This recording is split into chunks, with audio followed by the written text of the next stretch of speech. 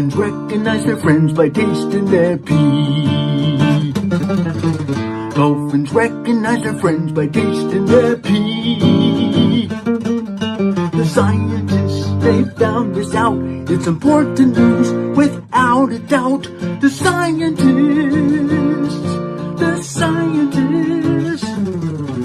Now we know that the dolphins taste their pee.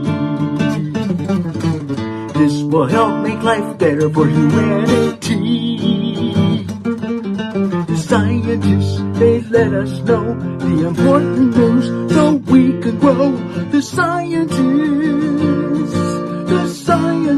are spending their time real wisely.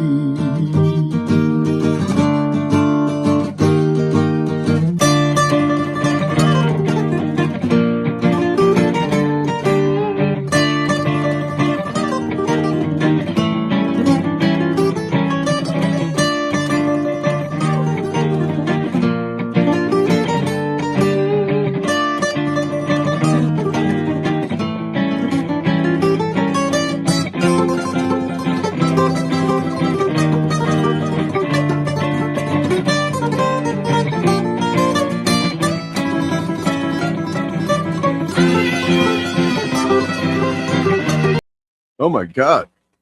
Okay. Hello. Hi. Who's here? Who we got? We got Bob. We got Ryan.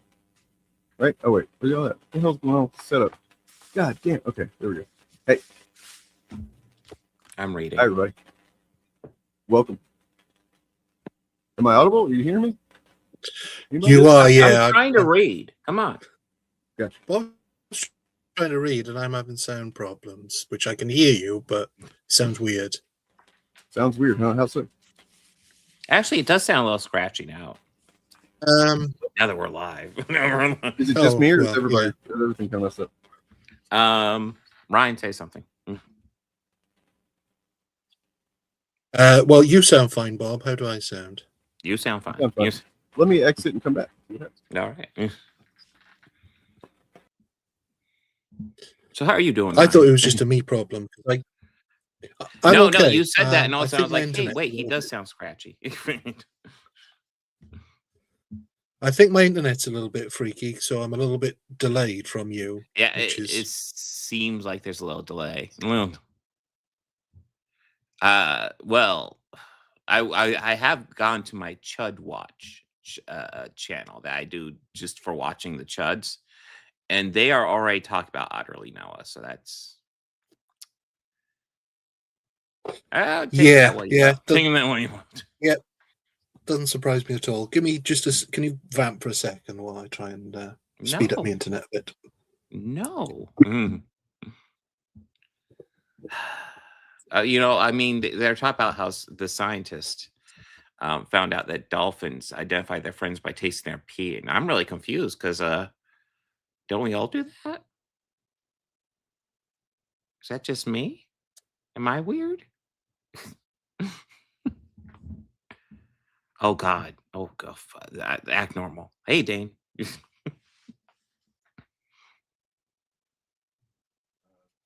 Test 1 2. Test.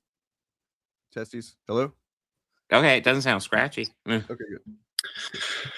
Right, I am back. Hopefully that speeded things up.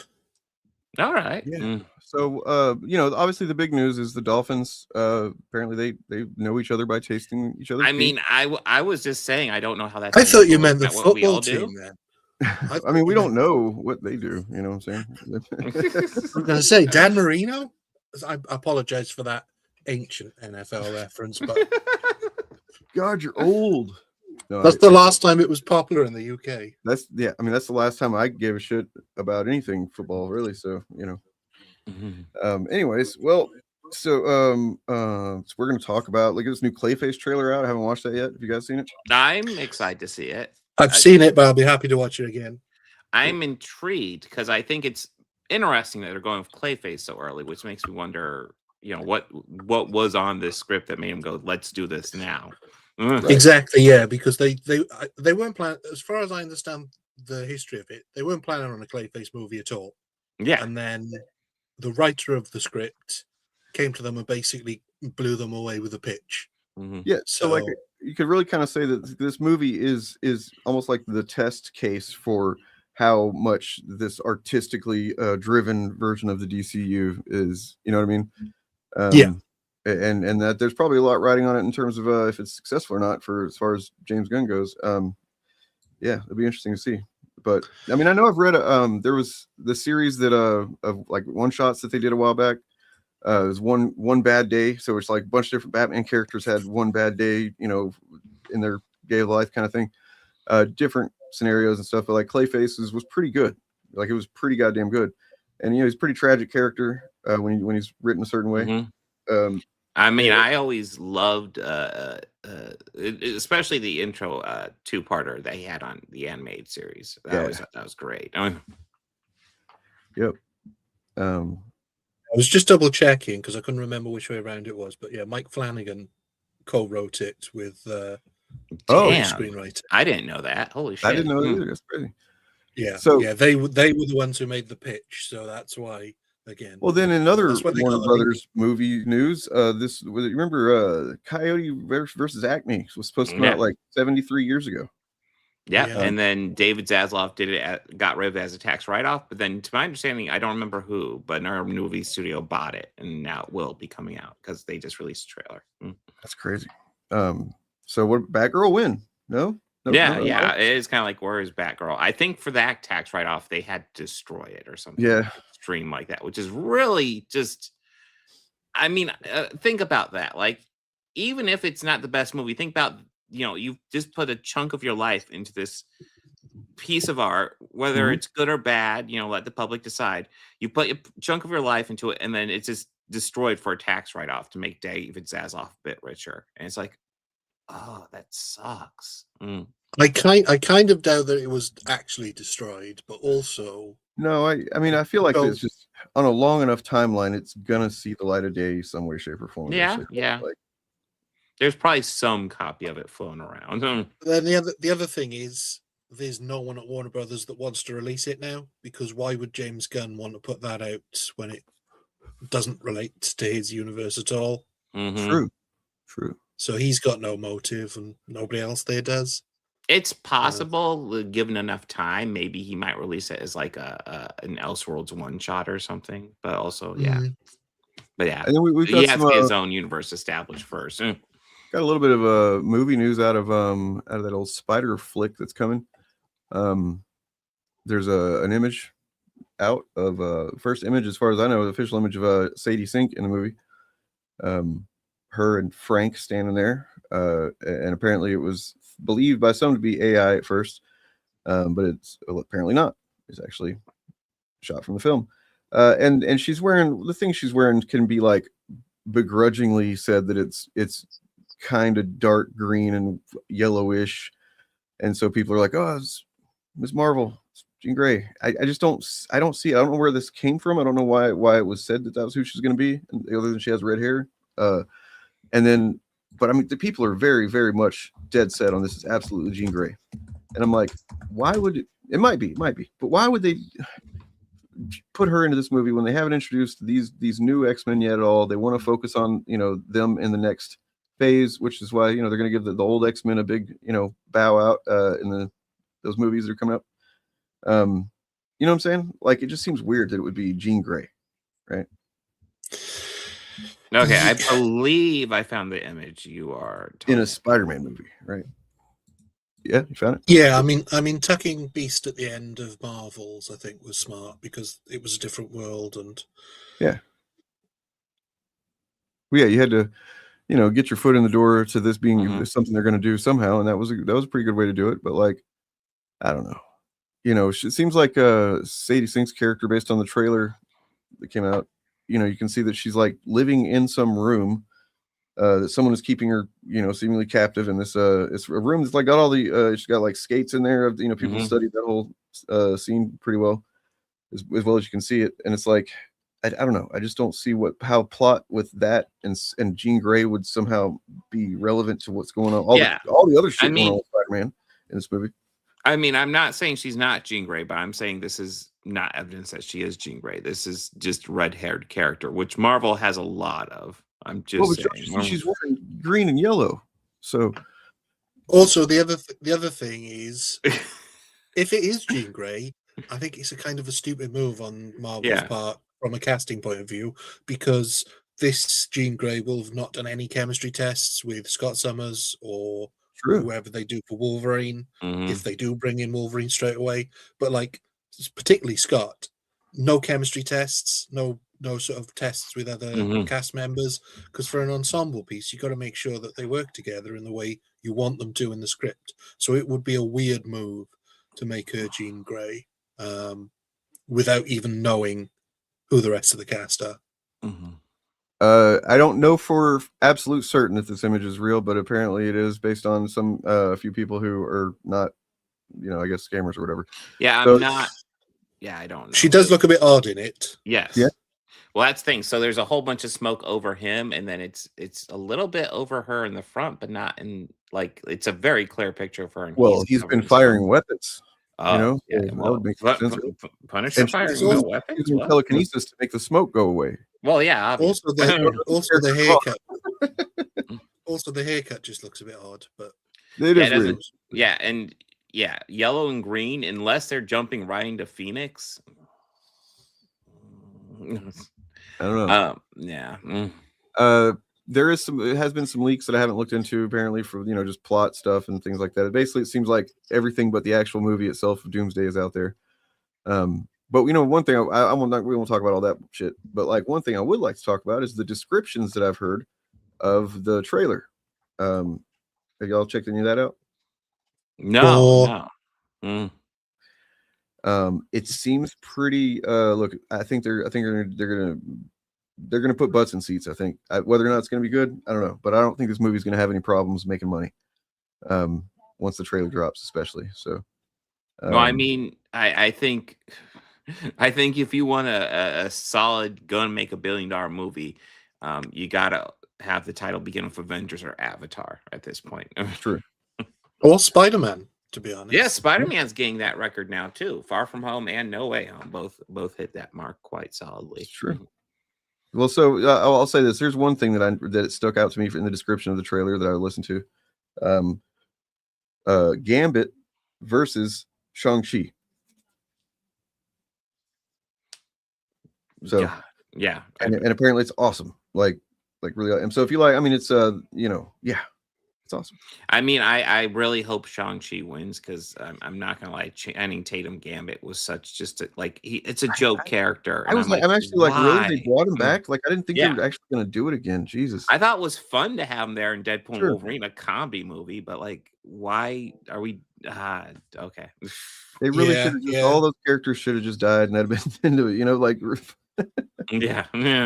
But I guess we're not But going to see Blade again. Yeah, Sorry. well, that's true. I got There's no only problem one with Channing- Blade. It might well be, yeah.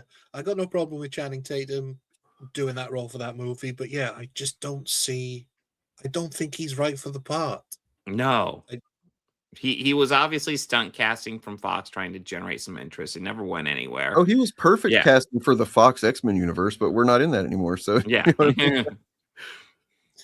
Plus, again, like, if he can't be the next iteration of the X-Men's Gambit, it's got to be just for this. yeah. Mhm. I mean, Because, again, he's going to be a different age to all the other characters in it, if Gambit's even a character. Because I did see something that says he's basically going to be the original X-Men plus a couple of others. I don't know how accurate that is, but that's the plan. So I would expect some iteration of Wolverine just because he's just such the biggest, most famous X-Men. But yeah. So apparently, yeah. I did want to mention something about leaks real quick. You remember we actually covered last year sometime whenever those, alleged concept art came out, right? Had like some stuff that was very identifiable from the Secret Wars comics, as in like, God Emperor Doom sitting on the throne. You got Sheriff Strange there, and it looked like they had Reed, down on his knees in front of him, kind of thing. And then there was another one of like this Hulk. It was like a Hulk village. It kind of had this. You remember that? You might, you'd remember it if you saw it. I think Yeah. because it was like it was like a kind of a medieval looking village where a bunch of Hulks lived, basically. And it apparently turns out that maybe that stuff is actually legit. So yeah, that's actually. Hang on a minute, Dave.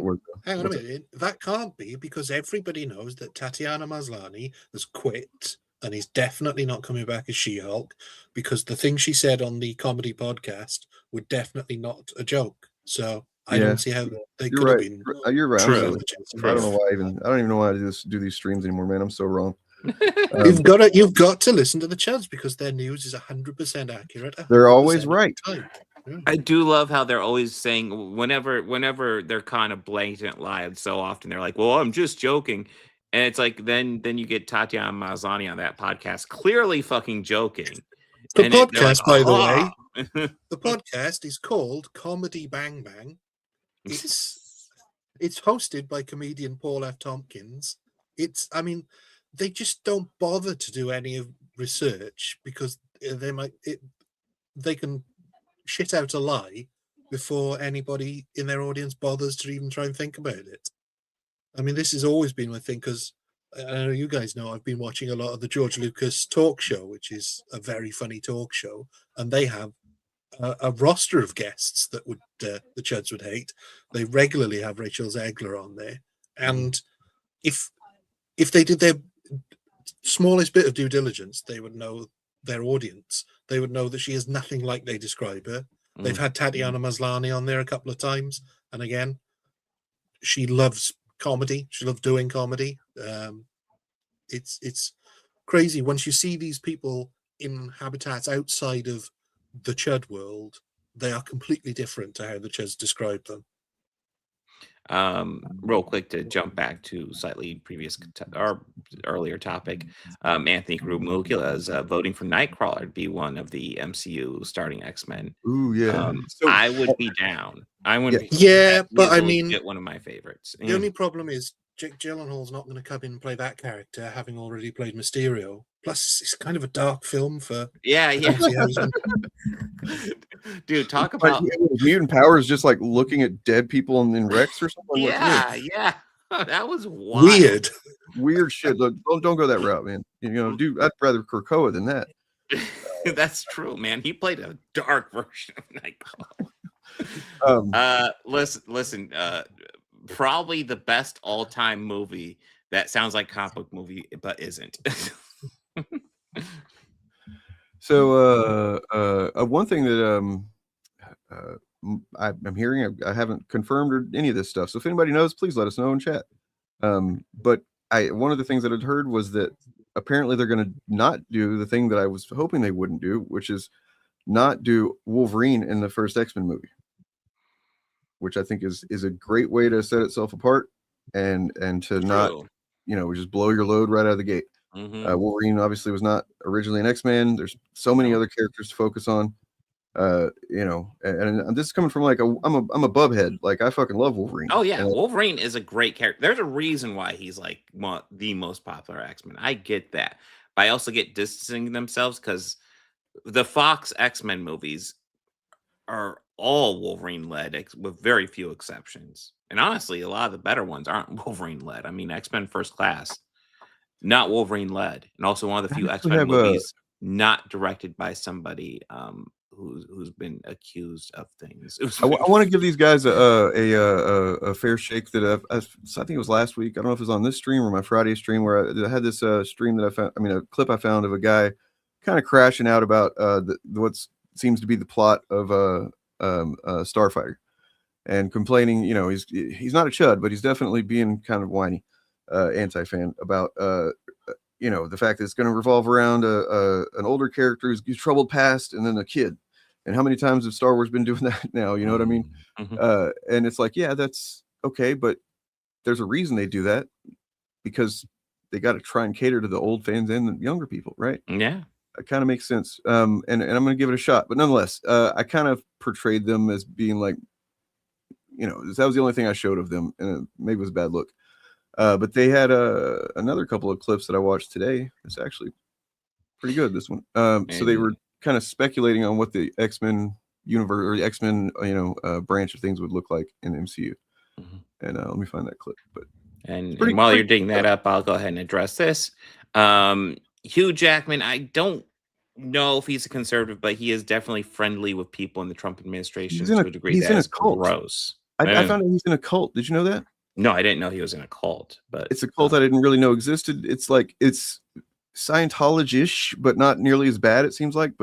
And they maybe used to be much worse when it came to women and children. But like, yeah, it's this basically a kind of a cult that worships fucking money almost or something like that. I don't know. Jesus. Here's what I know. I know very recently, he's saying at Rupert Murdoch's birthday. Yes. And then a few years ago, he was asked about his friendship with Jared Kushner and Ivanka Trump. Yes, his friendship with them. And he said, oh, yeah, we're great friends. We just don't talk about politics. Well, so yeah, him and Rupert Murdoch is also in that cult. That's why he did that. Yeah. It wasn't like a paid gig or something. He did that because it's like, he's part of my community or whatever, which is fucking bizarre. Yeah. Now, I will also say, in his defense, as tepid as it is, he has always at least presented as like an LGBTQ ally. So, take that what you will. But like, he will say he's an ally, but then like make buddy with people who very obviously aren't. Yeah. Hillsong. It's a wealth worshiping church. Yeah, that's what I thought. Mm-hmm. So okay, here's this. 5 X-Men that you want in the new team. Storm, and I want her to get a solo movie first. Good. Roland Emmerich style, giant global Storm movie, like in all puns ways. Show her as an Omega. Cyclops actually gets to be a leader and get.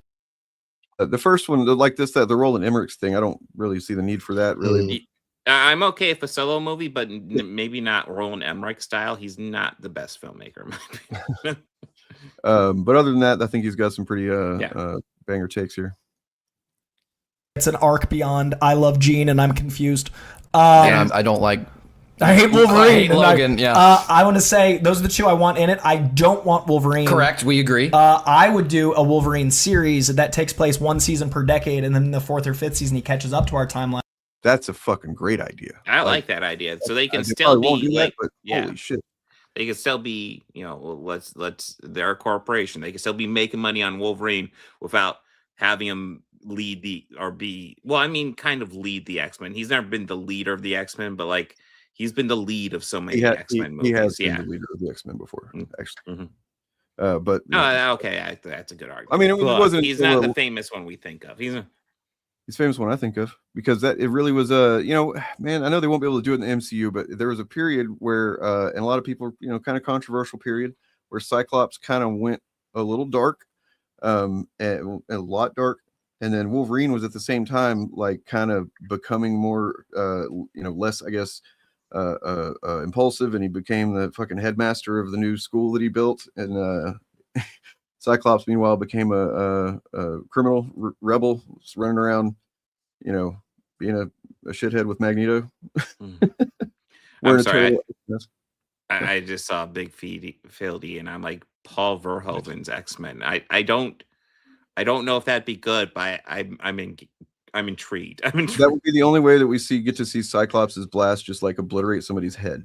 And it might be worth it just for that. See you at the party, Richter. And then he's in a movie. And that Can we put Coy in charge of everything, please? The amount, because that way you have the actor be ageless. That way, by the time you get in, we're emotionally connected to the new Wolverine. And I have emailed so many, like, let me in. Let me Why? In. Okay. So those are 2. Yeah. What else? Let me do things for you. Please. I'll make art. We are the fans. We are your target audience. We want this too. Coy. I'm not exclusive at DC, House of I.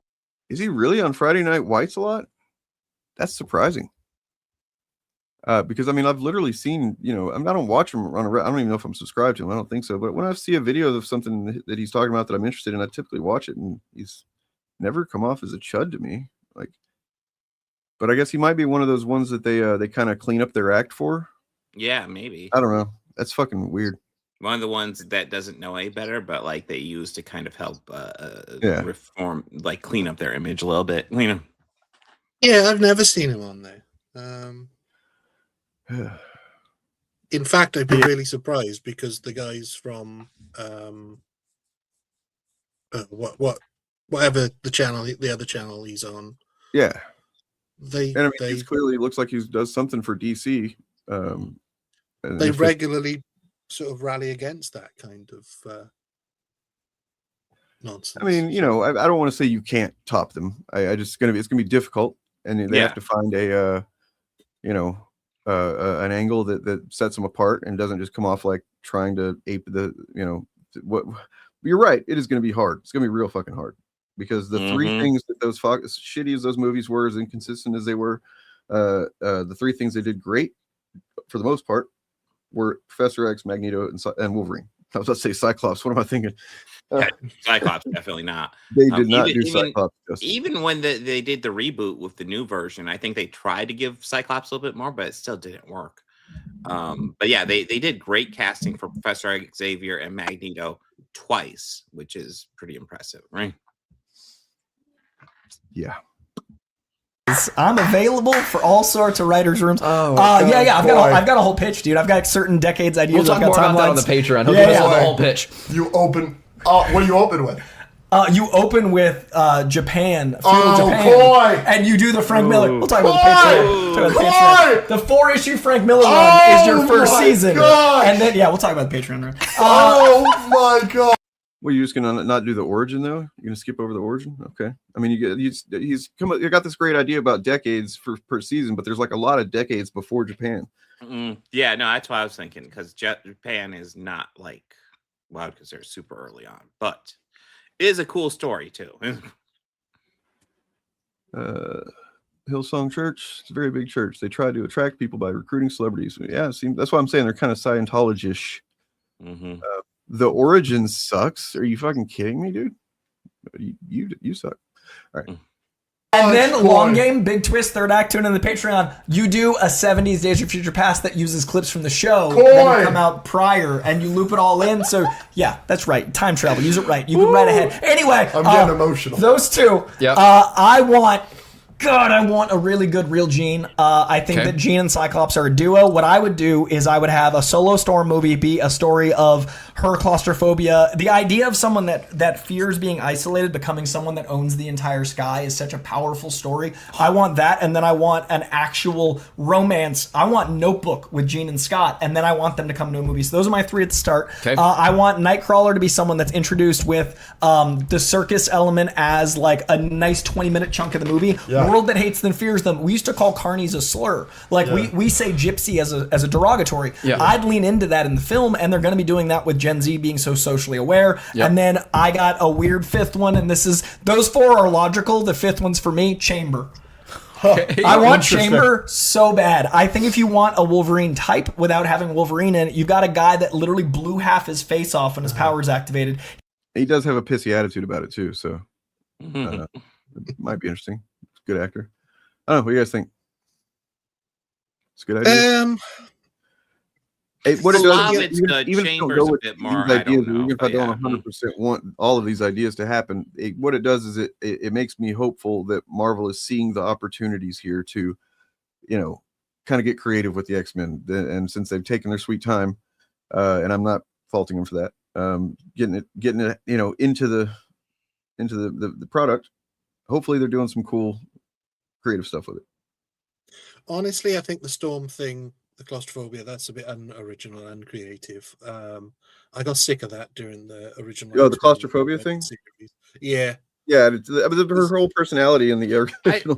I think it depends how they do it. They could do it right and make it work. God, I always like you guys. Did you know I watched Star Trek? I always thought the Garrick's claustrophobia was such an interesting aspect to the character. So if they play with it properly, it could work. Yes, I do agree, Ryan. I was a bit burned out on it in the animated series, but never got burned out on Garrick's aspect of it. So it could work, I think. I think it's very hard to do something like that, though, because claustrophobia is sort of... I feel like they picked it because it's a fear that everybody knows. Like there's certain fears that everybody knows, but not many people actually know what it's like to suffer with claustrophobia. And I think that's very hard to demonstrate in a film, and how do you have that fear come back to affect her enough times to sort of display it? Like, how many times can she get trapped in a small space? I mean, in a movie, any more than once would be really risking, kind of an exhaustive move.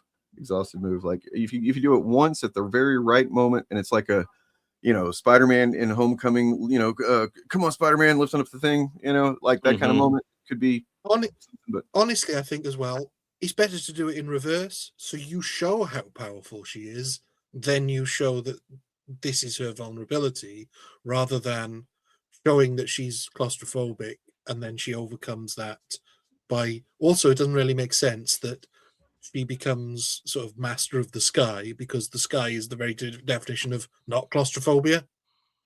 She conquers her claustrophobia by doing the exact opposite thing. It's yeah, not into that. I mean, there's definitely there's plenty of characters that could lend to a horror film very well in the X-Men universe. I don't think Storm would be the one to do it with, but I don't know if that's what you were saying. But and also, you actually have a typo there. You misspelled Kira O-D-O. I don't know how you got there, but yeah, that's the one I meant to click anyway. Whoopsie. Alpha Flight show. I mean, that's probably the way to go with Alpha Flight, right? As a show. Yeah. Because I mean, look, you're gonna get all 8 people that live in Canada to go see that shit, and then sorry, Canada. We don't have any goddamn Canadians in this chat. All right. Those damn Canadians with their floppy heads. Did you guys see that? Did you see Steve Bannon saying some stuff recently? He had some stuff to say. So something he didn't say. I don't know if that's what you're alluding to. Yeah, people like Tucker, Megan, Candace, Nick Fuentes, all the rabid nut jobs, they all see that this guy is. Why would you just announce this? What is going on? You guys. So if we're talking about relationships, I definitely prefer Quark and Odo's relationship to Kira and Odo. But as far as MVPs for Deep Space Nine, I definitely prefer Kira to Odo. Yeah, for sure. As for your anti-Canadian nonsense, I think in the current political climate, Canada's winning. Bannon is irrelevant. I'd love to know your metric for deciding that, because I don't know. I wish he was. Right. I hope you're right. He's not in the public eye, but that I would say that. But he's I don't think that means he's not relevant. He wasn't in the public eye whenever he fucking literally, got Trump the White House the first time. I mean, he was, but barely. The public eye doesn't like to look upon him for too long because he's hideous. Or along with Jeffrey Epstein, basically created the Chudverse that we know. Yep. So here, listen to this shit first. MAGA has President Trump, and as you know, I'm a huge advocate of President Trump's third term. So right now, I think you're not just saying that to mess with JD. No, not at all. I think you guys all paid your taxes here yesterday. Are there anyone in the room would not vote for President Trump and what he's trying to do with this economy? But what interested me about this was that he. So then we're just going to fast forward here. He pissed himself. So if you look down in Steve Bannon's crotch right there, you can see that he has pissed his pants. He literally wet the bed. These guys are the biggest bedwetters. This is the perfect illustration of a MAGA man.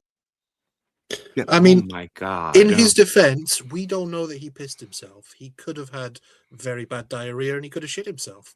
It could be that. Yeah, I mean, at first I was like, maybe he's just really sweaty, but I'm like, that's a lot of sweat in a very specific location. He might be like the Deep and just went swimming before the show. I mean, so yeah, you're right. Bannon's the guy that says the quiet part out loud, and it's not like he's done it so much now that I've had to think about it. Where I'm like, you can't be not aware that this getting out that he's saying this stuff. So I think that's actually part of the psychological game that they play, where it's like, yeah, we're just going to say that he's going to do this thing or whatever, and then people, whenever he actually does it, people will have like been denying it the whole time. That he's not going to do that. Bannon, we wouldn't say that out loud if they're actually going to do it, and then they do it. You know what I'm saying? Like, and it kind of, I don't know. I don't like Bannon. I think he's a fucking goddamn scummy piece of shit. And yeah, we're gonna talk about another one of those in a little bit. Listen, man. I'm gonna share this with everybody because you put that fucking image in my head, Big Fieldy, and I will never ever fucking forgive you. Photographs photographs with a stench.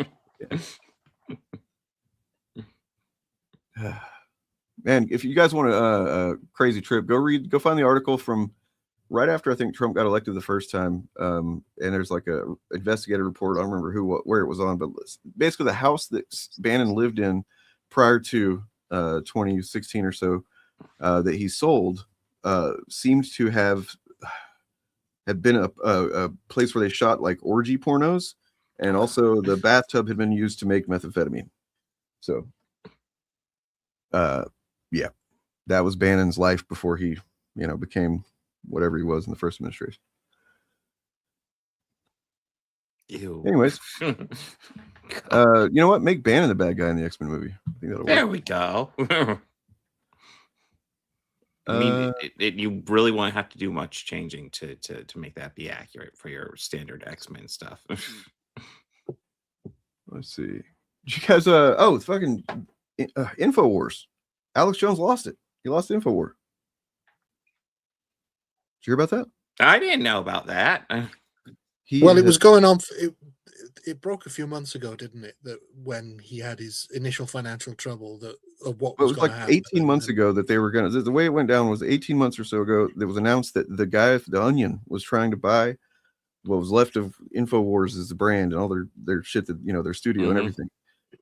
And they were really dedicated to doing it. And then it seemed like it was going to happen. Then kind of at the last minute, the judge, for whatever reason, decided not to let them do that. And so, I can tell you why. It's because Alex Jones got in touch with some lawyer friends and some moneyed people, and went to the judge to argue that this wasn't the best financial deal for the victims. Okay, yeah, that makes sense. Despite the fact that although it wasn't the best financial deal for the victims, it was the best financial deal that they would get and that they agreed to, because they knew this would fuck over Alex Jones, basically. Right.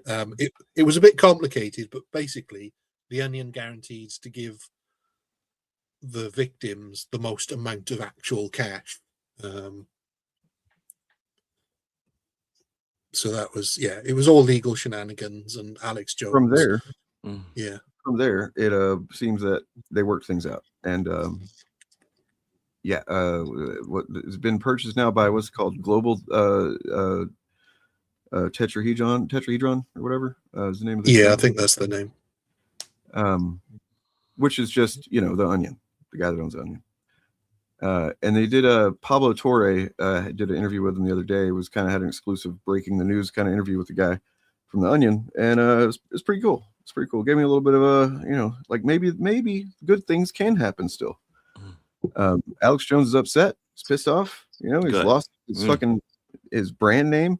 They're gonna keep going with Alex Jones Show or whatever the branding, and that's just not gonna hit the same, I don't think. But yeah. So The Onion now has let's check it out, because they got the website up and it's kind of neat. The Onion. I think one of the things The Onion should do is hire somebody called Alex Jones to present one of their shows. I was thinking that like in one of the last days that he was on, he was just shirtless in the studio, just kind of hovering around the guy that was sitting at the desk presenting information, fake information. And Alex Jones is probably drunk, and he's just like hovering around him with no shirt on. And I was like, they should just hire him. The Onion should hire him to do that and never give him a microphone. Don't let him say anything, but just like kind of walk around the studio with his shirt off. You know what I mean? Yeah. Or employ an Alex Jones lookalike to just sort of do it. Make him look as ridiculous as he is. Let's see here.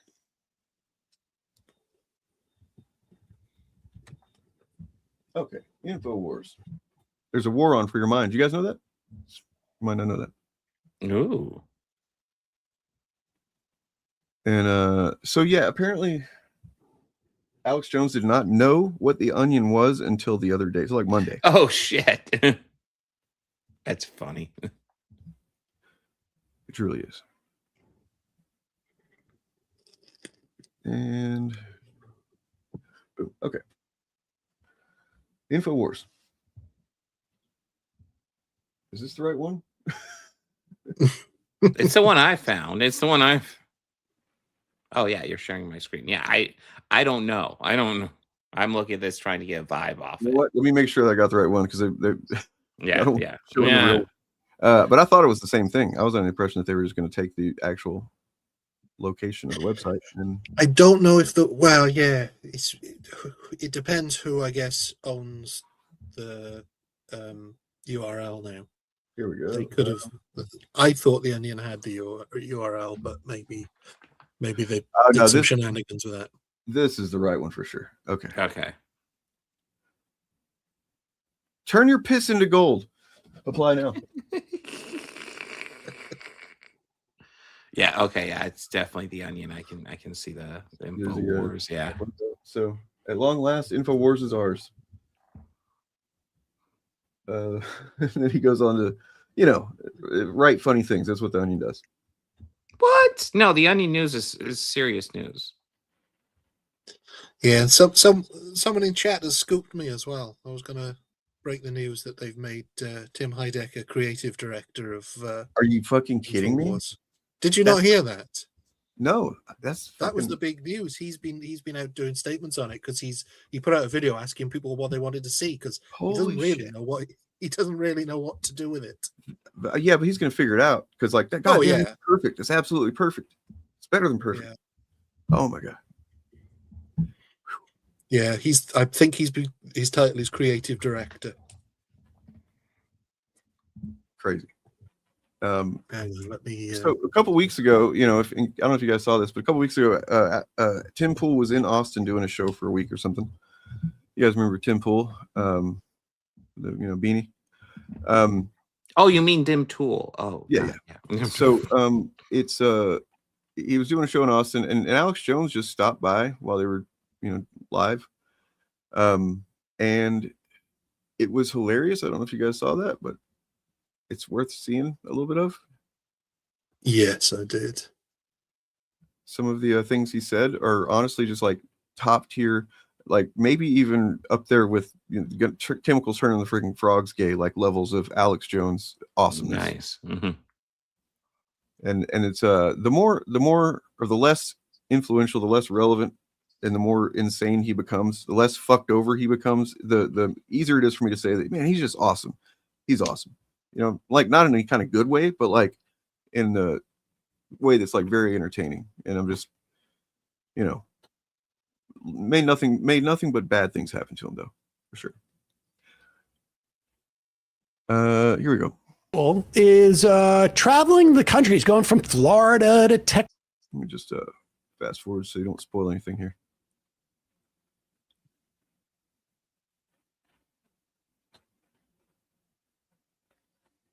Made obsolete by our own creation. Indeed. The argument. So when we come back, Come back whenever you want. How long you in Austin? Couple weeks. Here for South by Southwest. We're not here for it, but we're here during it.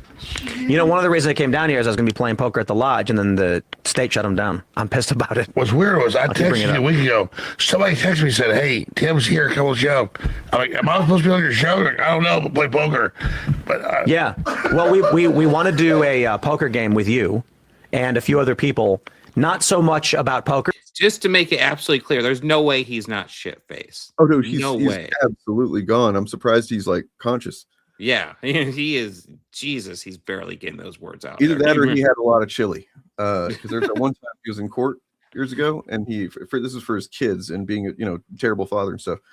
And there was like the wife or the ex-wife was kind of complaining via the courts that he had forgotten the kid's birthday or something, and his excuse was he had eaten too much chili that day. I shit you not. This is what he said. Oh, dude. Yeah, sure. Why not? Yeah, sure. Why not? Eating so much chili, they forget their kid's birthday. Yeah, no. You get really shit-faced on that chili, Jesus. I've just popped a LinkedIn chat to the Tim Heidecker story that's got the video. Nice, thank you. You want to bring that up next? But about having fun, goofing off, and I think it'd be really fun to play a game. I'm ready. But don't follow me at Real Life Shows on X, Infowars.com. We're getting shut down we beat so many attacks, but finally we're shutting down like the middle of next month. Wow. It's gonna be insane what happens. People can, I mean, at least he's handling it well. Sure, yes. Maybe a bit too much chili, but yeah. I mean, yeah. So this is oh my God.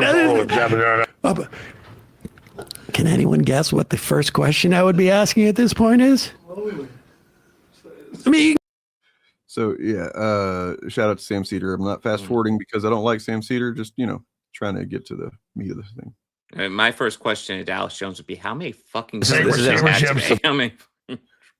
Hold on, he's about to say the best part. So he started talking about Joe Rogan at some point, and I guess they got mad at Joe Rogan for some reason temporarily. You know how the MAGA is; they'll get kind of a little butt hurt for a week or so to shut it and get over it.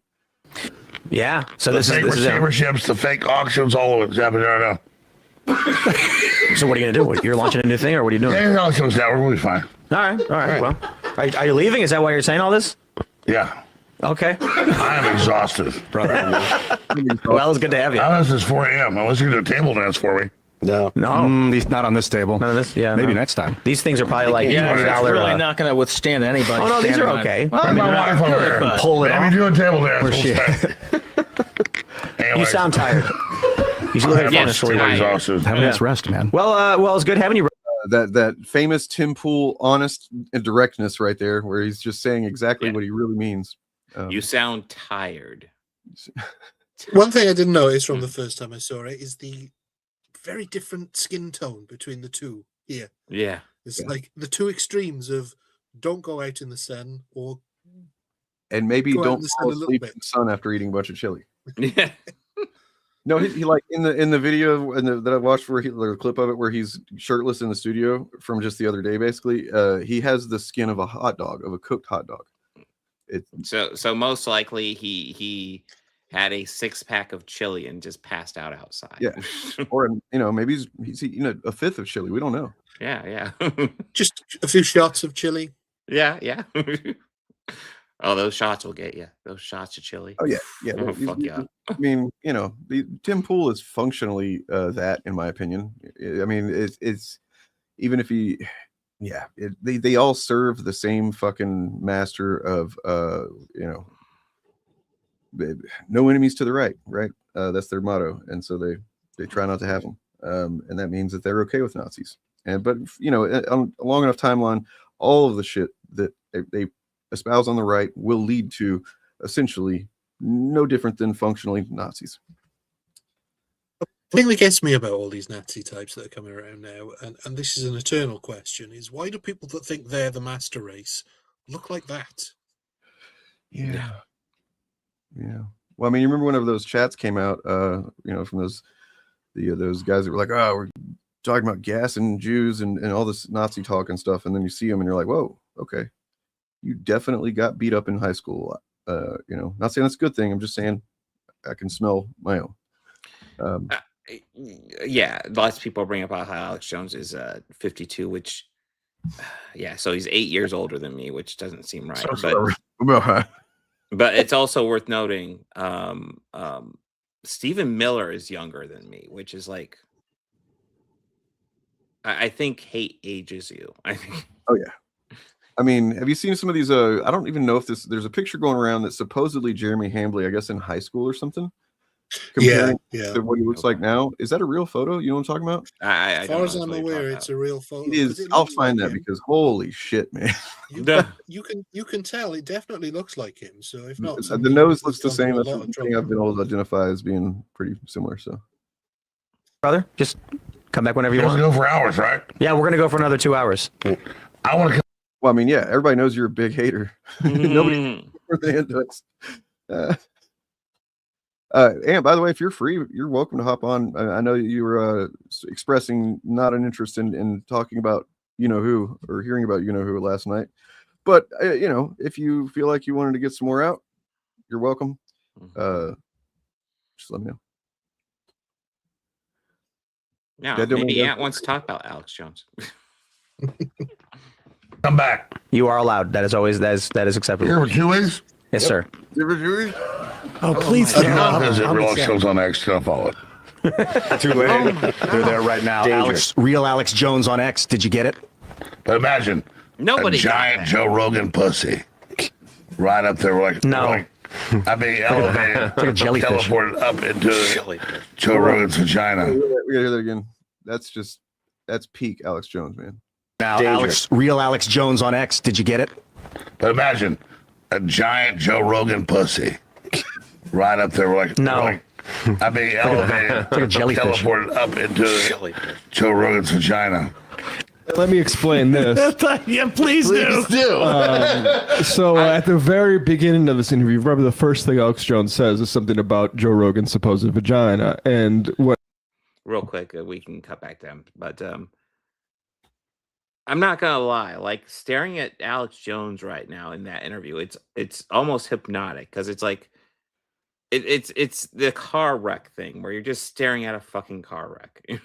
It's like what the fuck? It's like he's the kind of guy that makes me think that you definitely makes me more confident in saying there's no God. There's just not. He wouldn't make something like this creature if he was any kind of loving God. Anyway, you know what I mean? I always stand by what George Carlin said. Either there is no God or he does not give a shit. Yep. Yeah. Speaking of Joe Rogan, did you see how he was just like right behind Trump the other day in the fucking Oval Office? It was kind of weird. Yeah, it was. The Daily Show covered this, and I think they made, or was it Sam Cedar? I think it was Sam Cedar actually. Probably. Anyway, one of the political commentators, I apologize for not crediting you, but I can't remember which one you were. But it was because Joe Rogan has said a lot against Trump recently.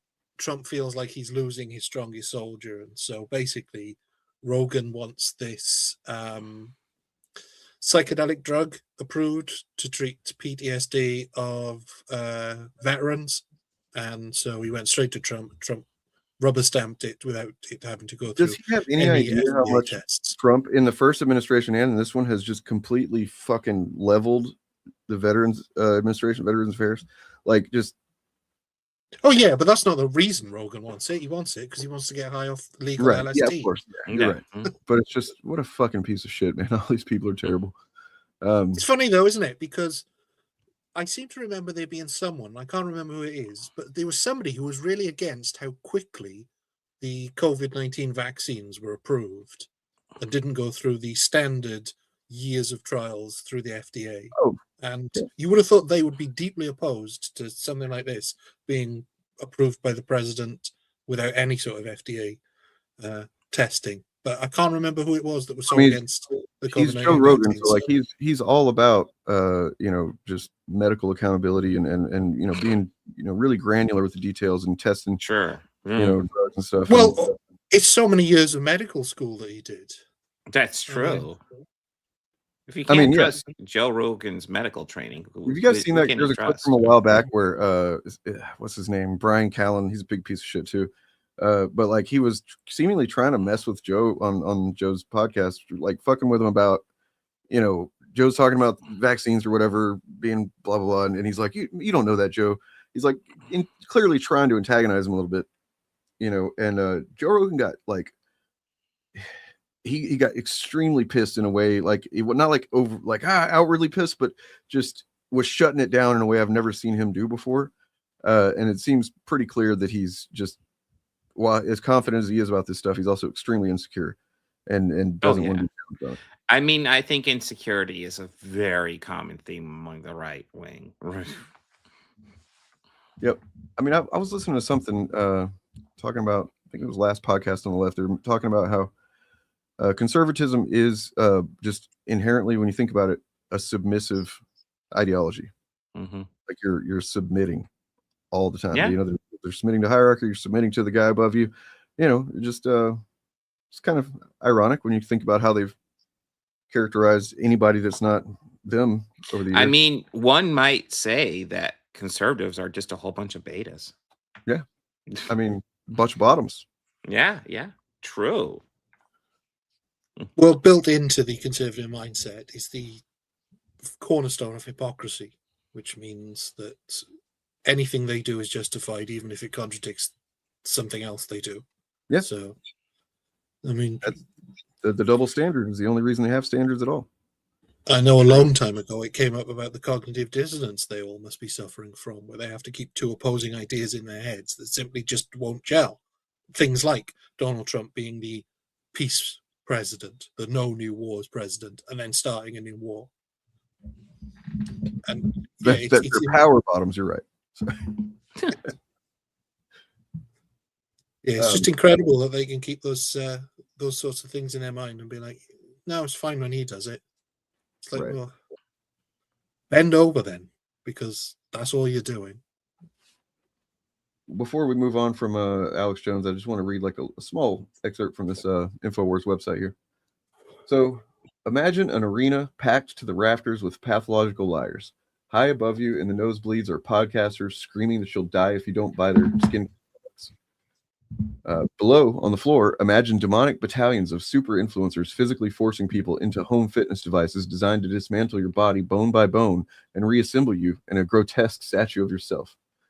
Out of the throngs, an extremely sick-looking man approaches you. He puts his hands on your shoulders. He explains that he's your life coach and that you owe him $800.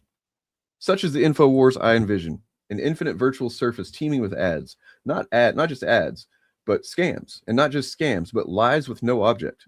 Free radical misinformation, free radical misinformation, sentences and images so poorly thought out that they are unhealthy even to view for just a few seconds. The InfoWars of old was only the prototype for the hell I know we can build together.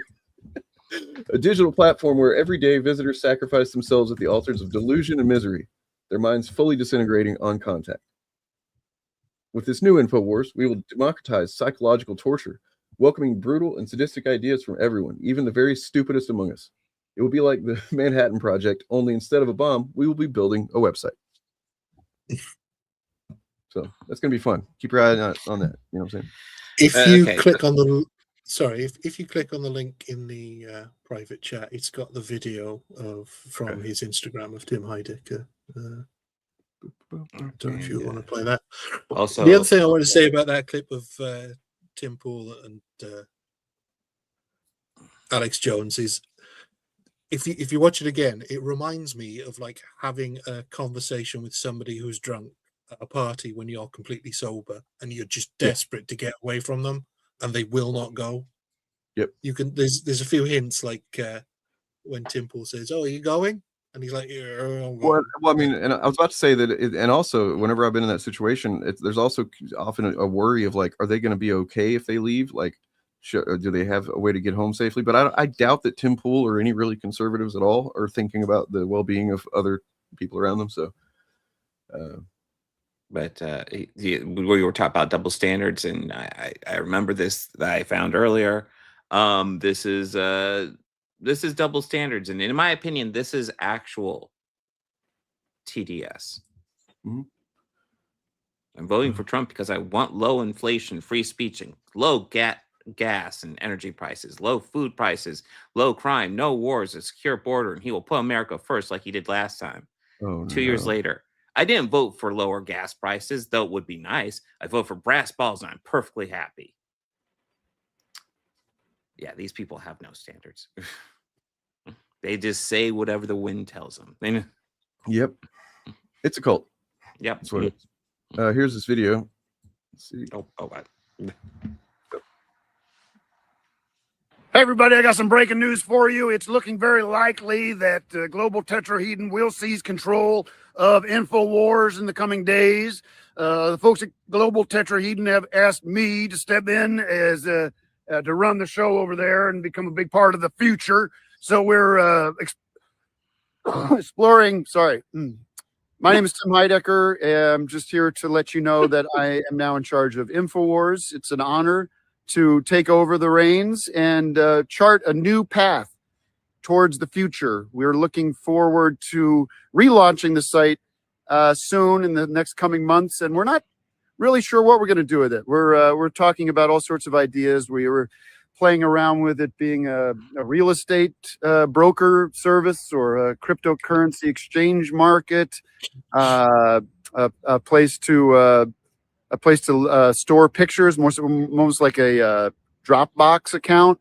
Not sure, a lot of ideas, but very excited to take this on, and just want to wish everyone, extend a hand of friendship and grace as we proceed through this process. It's not going to be easy, but I can assure you that we have our best intentions in mind.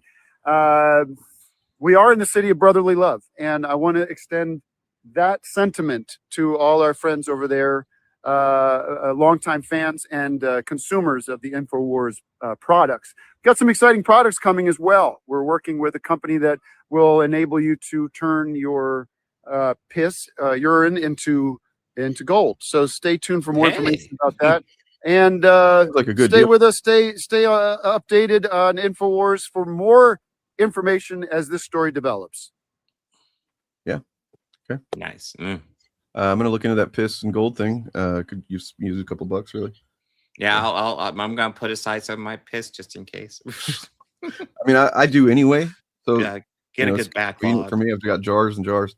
No, speaking of jars and jars or peeing in weird places, Jeremy Hambley seems like he's not coming back from it. I don't think things have gotten any better for him since last week. But the thing is that the thing he was doing, the thing he did that really got people mad at him, which was filing copyright strikes. Apparently was in the air, Yeah. Apparently there's that vibe going around.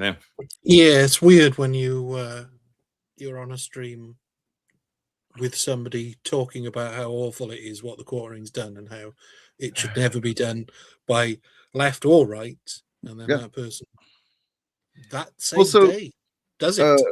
I'm hoping that most everybody that's interested in this topic, if you're just coming here and it's the first you're really hearing of the backstory, you're making an error there. You should go to Ant's stream from yesterday and just listen to that. But I guess the summary would be that Otterly Noah apparently was motivated. The artist who created his otter art or whatever to file a copyright strike against a channel that's Chud's apparently. So I mean, not like no tears lost from anything, but like, let me put it this way: me and Bob and Ryan as well, we've all had Chuds coming at us. Me and Bob probably more than most anybody that's considering our channel sizes anyway, not being that huge at all. But like I've never even considered and they've said some atrocious shit about us, like shit that's absolutely untrue. That actually, but it's still fucking, that's the point of it is it's supposed to rile us up, and it has. They pissed us off. They fucking got us like, fuck this, man, this is fucking like everybody's saying this shit, let's but like that was never, at least I don't think you probably didn't consider it either, right, Bob? Well, copyright strike? No. It's not like it's lies, but that's not a copyright strike. Yeah. And I mean, and I'm have in the past rubbed elbows with a man named formerly called Mundane Matt, who will tell you what it's like to be the guy doing a bunch of false flagging of channels and stuff, and how that works out for your career trajectory and social standing. Not well. And so it just wasn't. It's not anything I would have considered. And nonetheless, Noah influenced his artist to go and file one against this channel because the art that they created was in the thumbnail. Yep. They were talking about Otterly Noah, used his thumbnail, and then just said, "Oh yeah, that's a copyright strike," which it isn't. It isn't at all. Yeah, I remember. Yeah, Jesus Christ, Lily Orchard. Yeah. So yeah, it's really fun. Look, Eric July hasn't even copyright struck us. You know what I mean? Like when you're doing stuff that, and look, he didn't do it himself. To be clear, that almost is kind of what makes it worse in a way, because it seems like he definitely wanted it done, but didn't maybe want to do it himself. which is just real weasel behavior. Because correct me if I'm wrong about any of this, Ann, or anybody that hears me say something incorrect.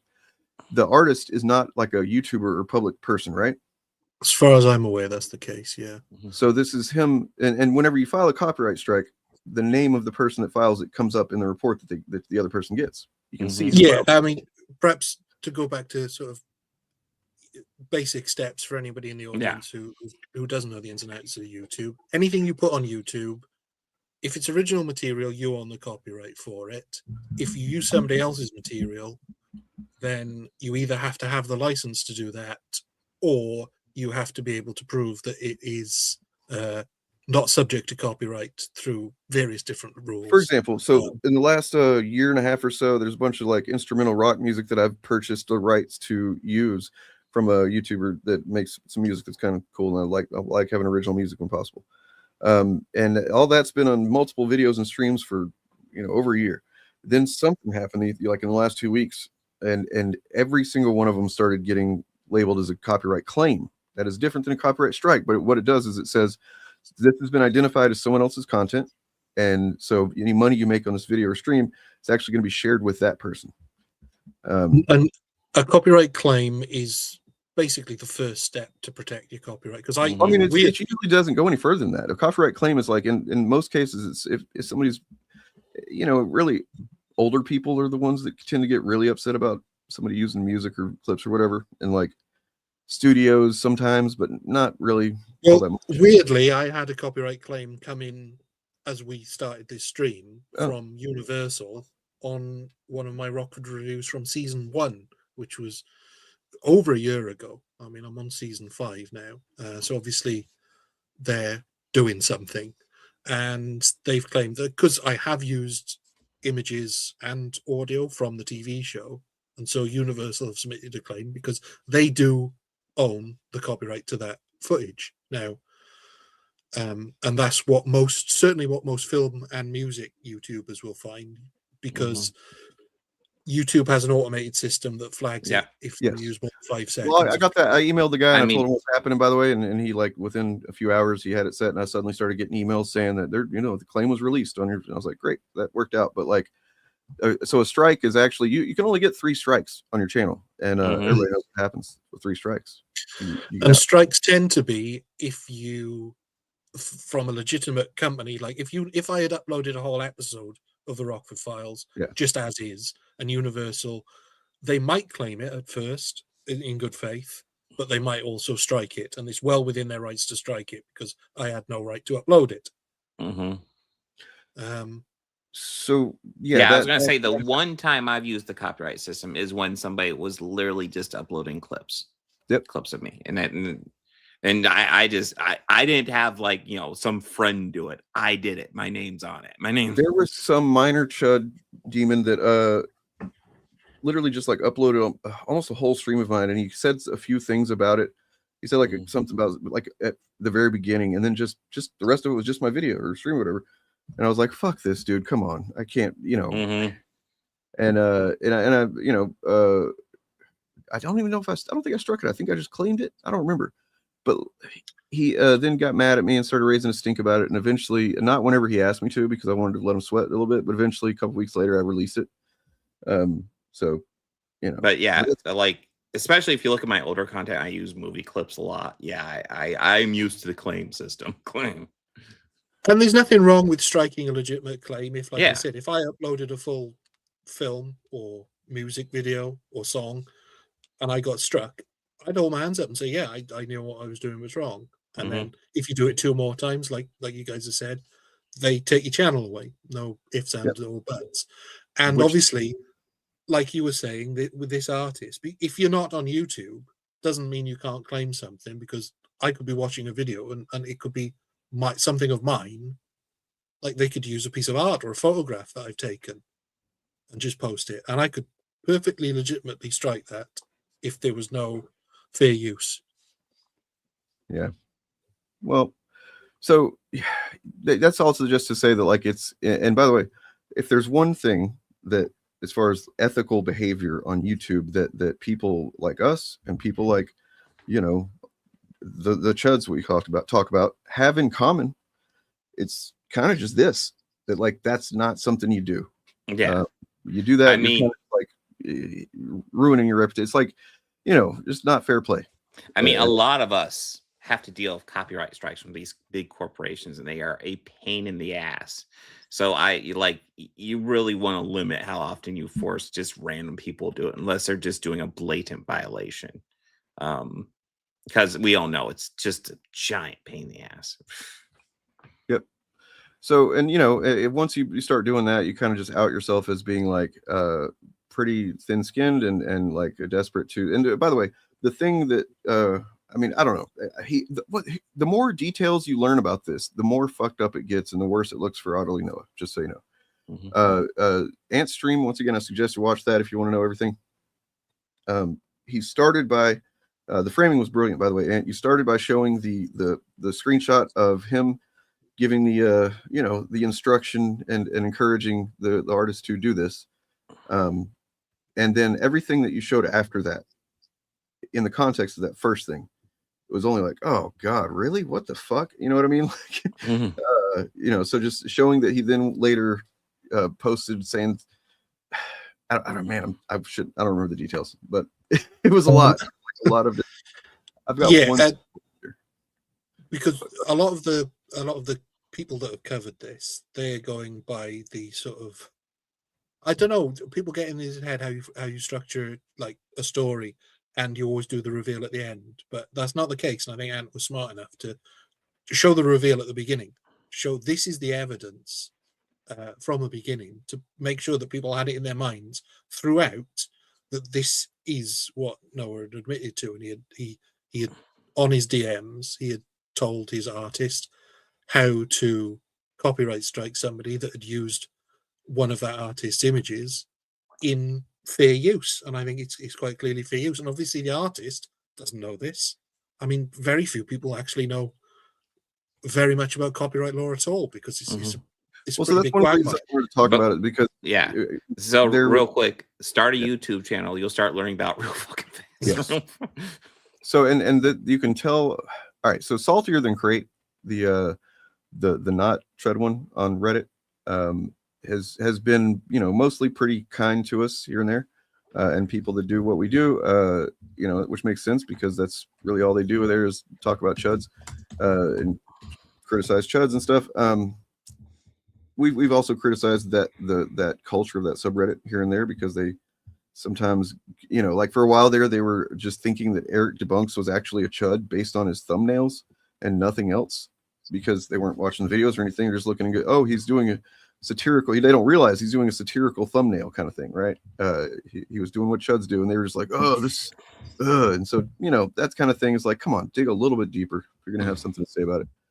But nonetheless, I was looking at Ant's post about this whole thing and the replies to that, and some people had some fucking dumb, weird takes about this, and that was like, yeah, it's kind of frustrating, because some of it was like, didn't see the point. Why did Ant post about this? Why does Ant care about this? It's not a big deal, right? Was part of it, and it's like, okay, are you not reading? Or are you not like kind of comprehending what you're reading?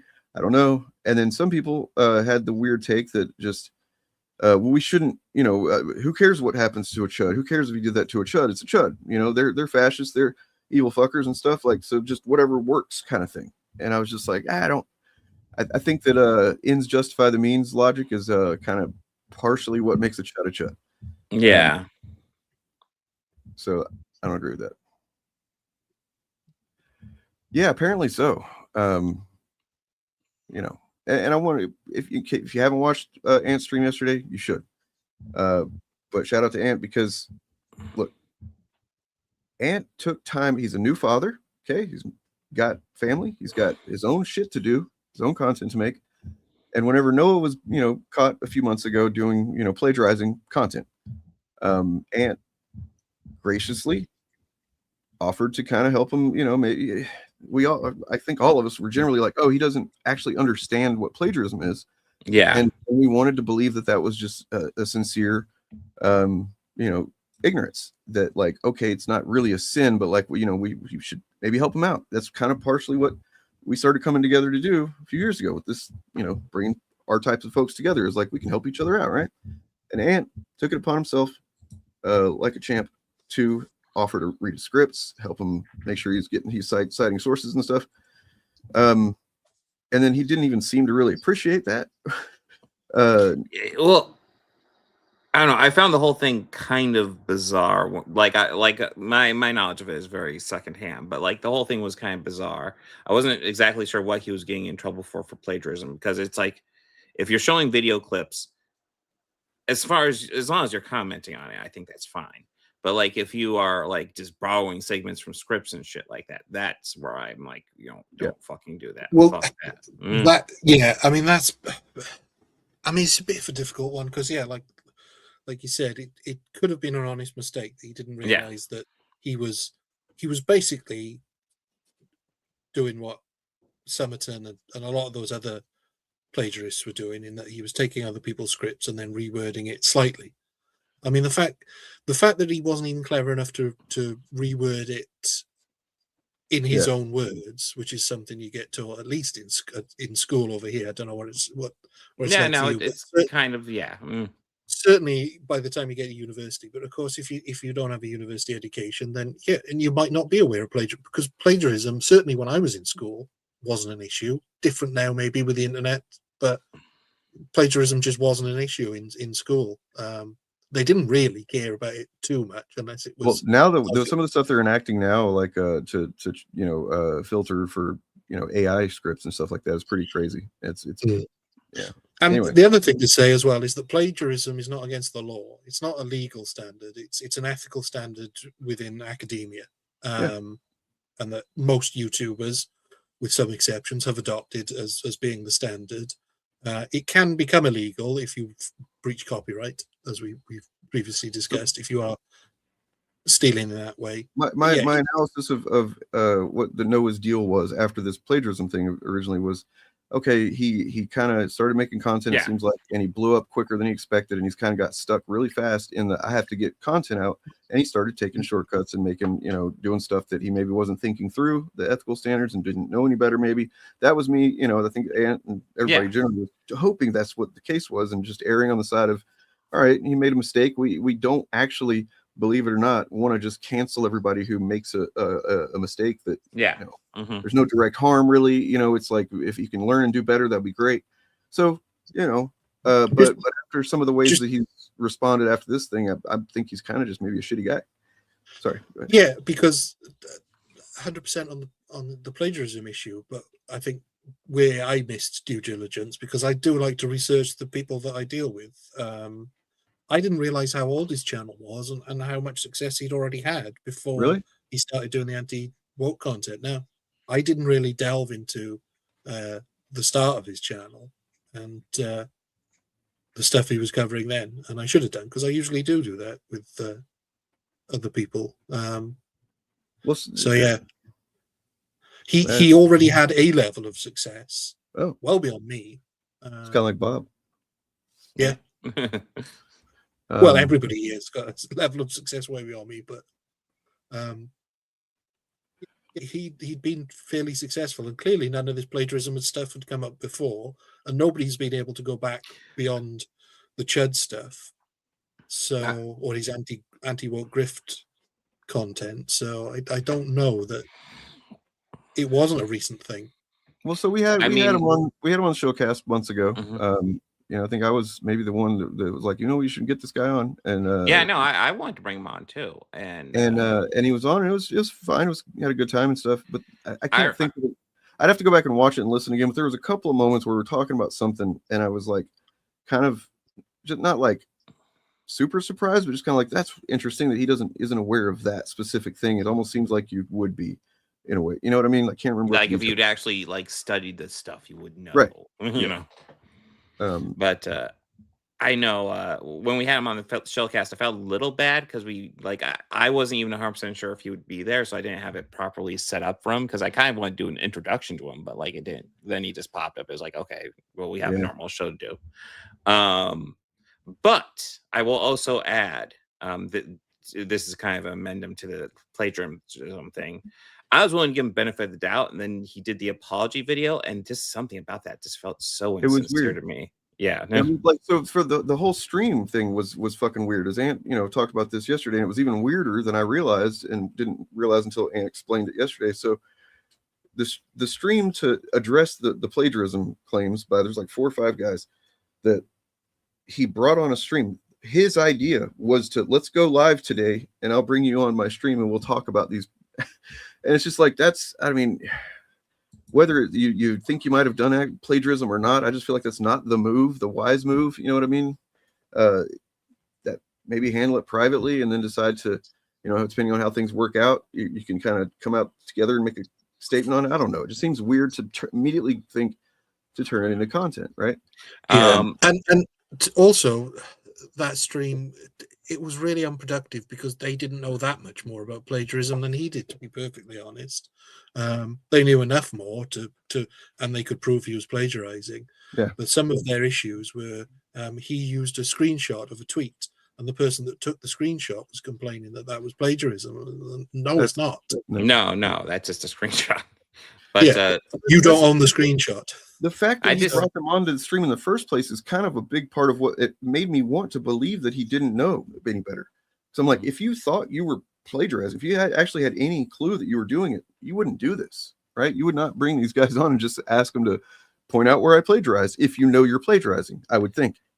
I just want to, I'm kind of confused by this. I can't think of any, I haven't had any issues with Bird.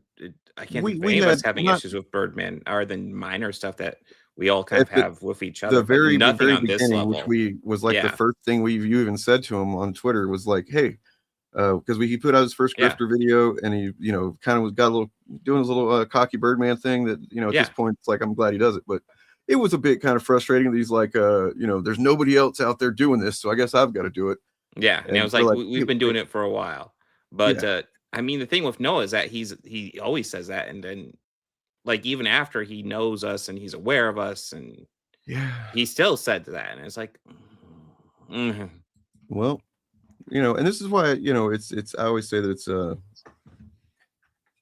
people can be making similar content as you when it comes to this type of thing, but it doesn't necessarily mean that they're coming from the same set of principles and ethics and stuff like that. So it's no, it's plagiarism if they're pretty much just copying the script.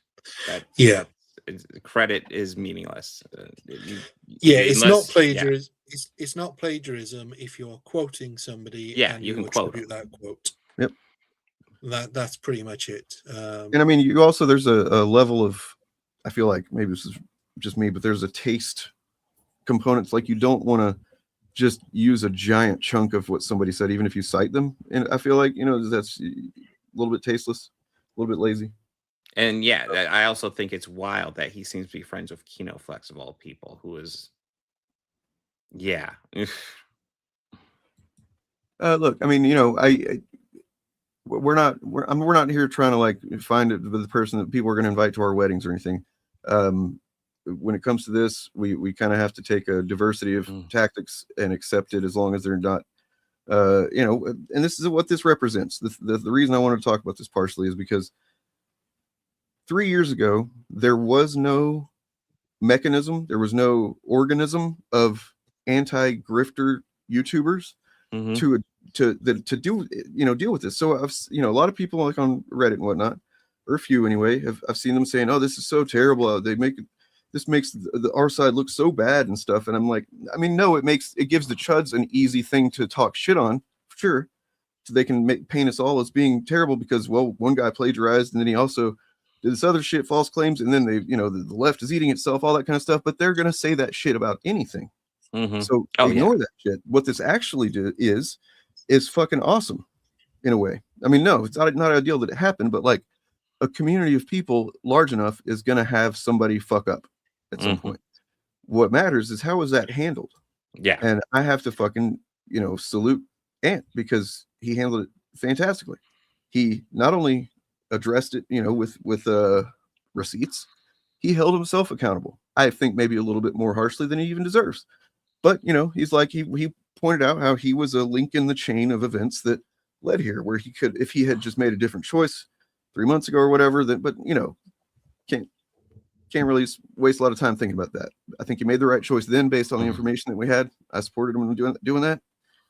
And it's just fucking actually really encouraging to me to see that this loose organization, loose association of people that kind of have the same motive to like clean up our fandom and YouTube in general and stuff like that, and help teach people to protect themselves, help teach people to be more media literate, help get people thinking in healthy ways and social ways instead of unhealthy and antisocial ways that YouTube was. I think we all know, if you've been on YouTube for several years, think about what it was like 5 years ago. There was a wasteland. There was nobody really that was like pushing back against these guys. Nobody wanted to, well, except for me. It was me and Turf Nation, and then it was Bob, and then and then I stumbled into it like an idiot, and I was just like, "Wow, these guys are really fucking bigoted, aren't they?" So what I'm saying is that like this to me shows a sort of movement, I guess, if you want to call it that has now become self-sustaining, and it's produced organic leaders that are not official leaders, but I think that's what Ant has shown that he is in this case. He is an exemplar. He's stood up and said, "Wait, no, we have to draw a line here. Fuck this." and I trust Ant implicitly. And like, so whenever he, told us the other day about what was going on, I kicked Noah right out of the fucking server that he was in with us, because I was like, "Oh, you kicked Ant out as well, but that was for different reasons." That's because I told you smelled. Right. And then real quick, like, yes, it can be plagiarism if you fail to cite sources. I guess I wasn't clear. The comment felt like it was saying that's only what plagiarism is, and no, that's. And yet, to Ant's absolute credit, he's probably become, him and the Birdman have become the figureheads for a lot of the Chud hate now. Yeah. And they both deal with it in different ways. Birdman, it's like water off a duck's back, if you'll pardon the pun.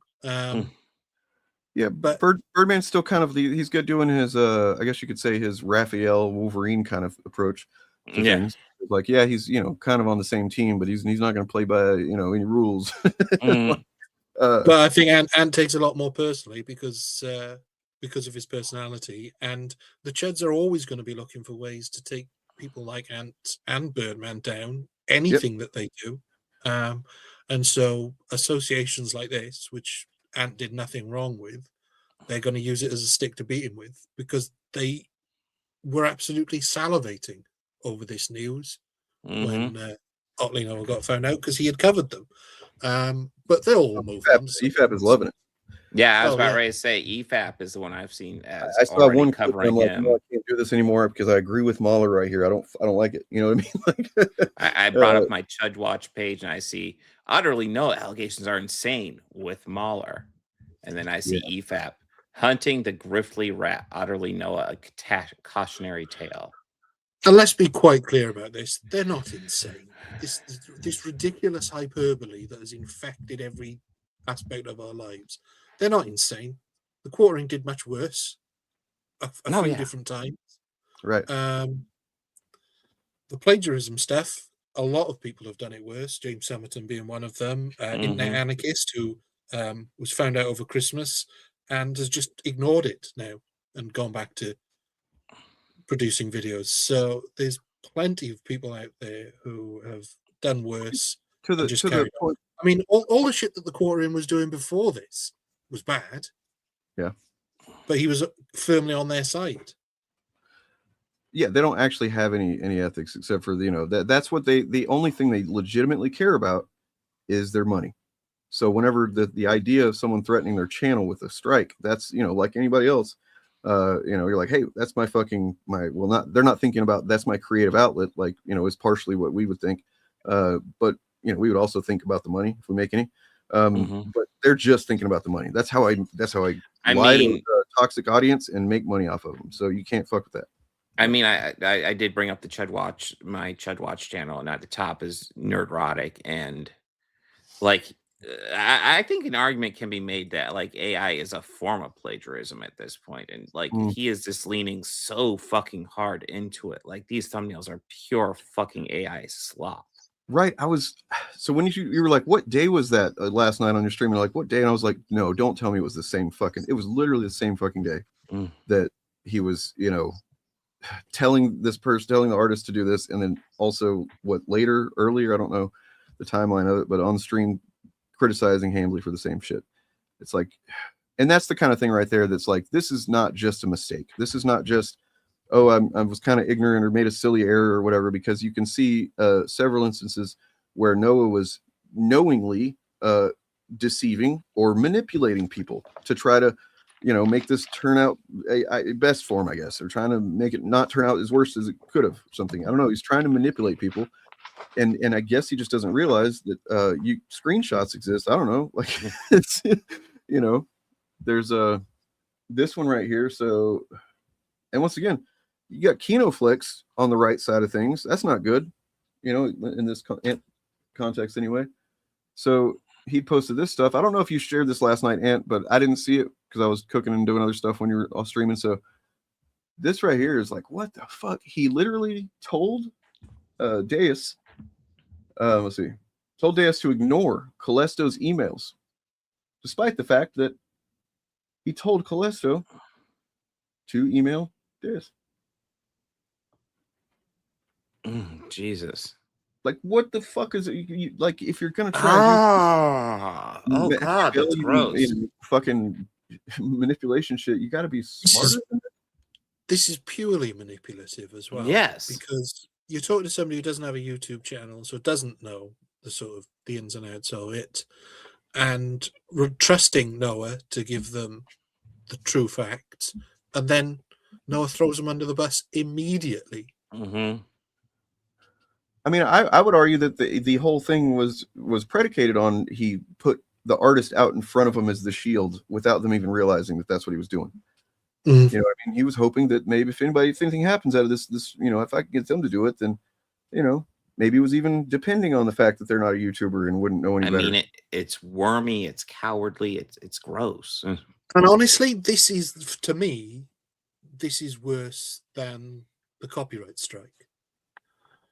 Because as bad as as sort of beyond the pale the copyright strike thing is for any of us, we wouldn't do it. We wouldn't expect it to be done to us. To then prey on somebody and manipulate them into doing your bidding, and then acting as if it was all them, and that while in the background you're coaching them to do stuff against their best interests to protect you.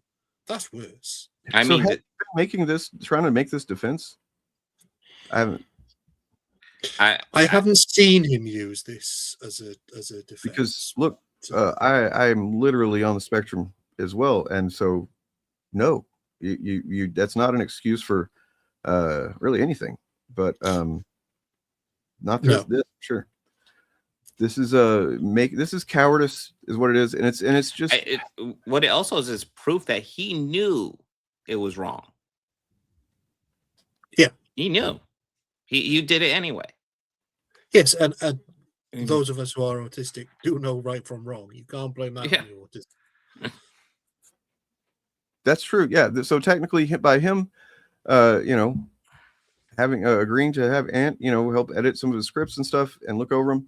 And then, by the way, so like I know that at least the one time, because I remember you kind of being frustrated about it, understandably, he sent you the script, right, for a video, and you didn't even really get too far into it because of what a fucking structural mess it was. And then he like put the video out anyway before you even really gave him full feedback or something, like the next day or some shit. And I did see a thing where it's like he was trying to get the proofread the video, and then Noah was like, "Yeah, I told my audience I'd release it tomorrow," and it's like, yeah, that's it. And have you ever like, what are you doing? Editing, like proofreading a video, recording it, editing it in a day? That's intense. And I guess, you know, if it's a shorter video, sure, but like a lot of these like essays take a goddamn minute to get put together. If you're yeah, I mean, basically it's just disrespectful. It's absolutely disrespectful of, like I said, Ant's a new father. He's got shit to do, and yet he's taking time to help out like this, and you don't even have the fucking appreciation to just go, oh, I should hear what he's got to say, and not just go ahead and charge through with cranking this crap out. Mm-hmm. And I'm willing to bet that the fact that he was approaching, covering some of the worst, shittiest people on YouTube, and there's points in that.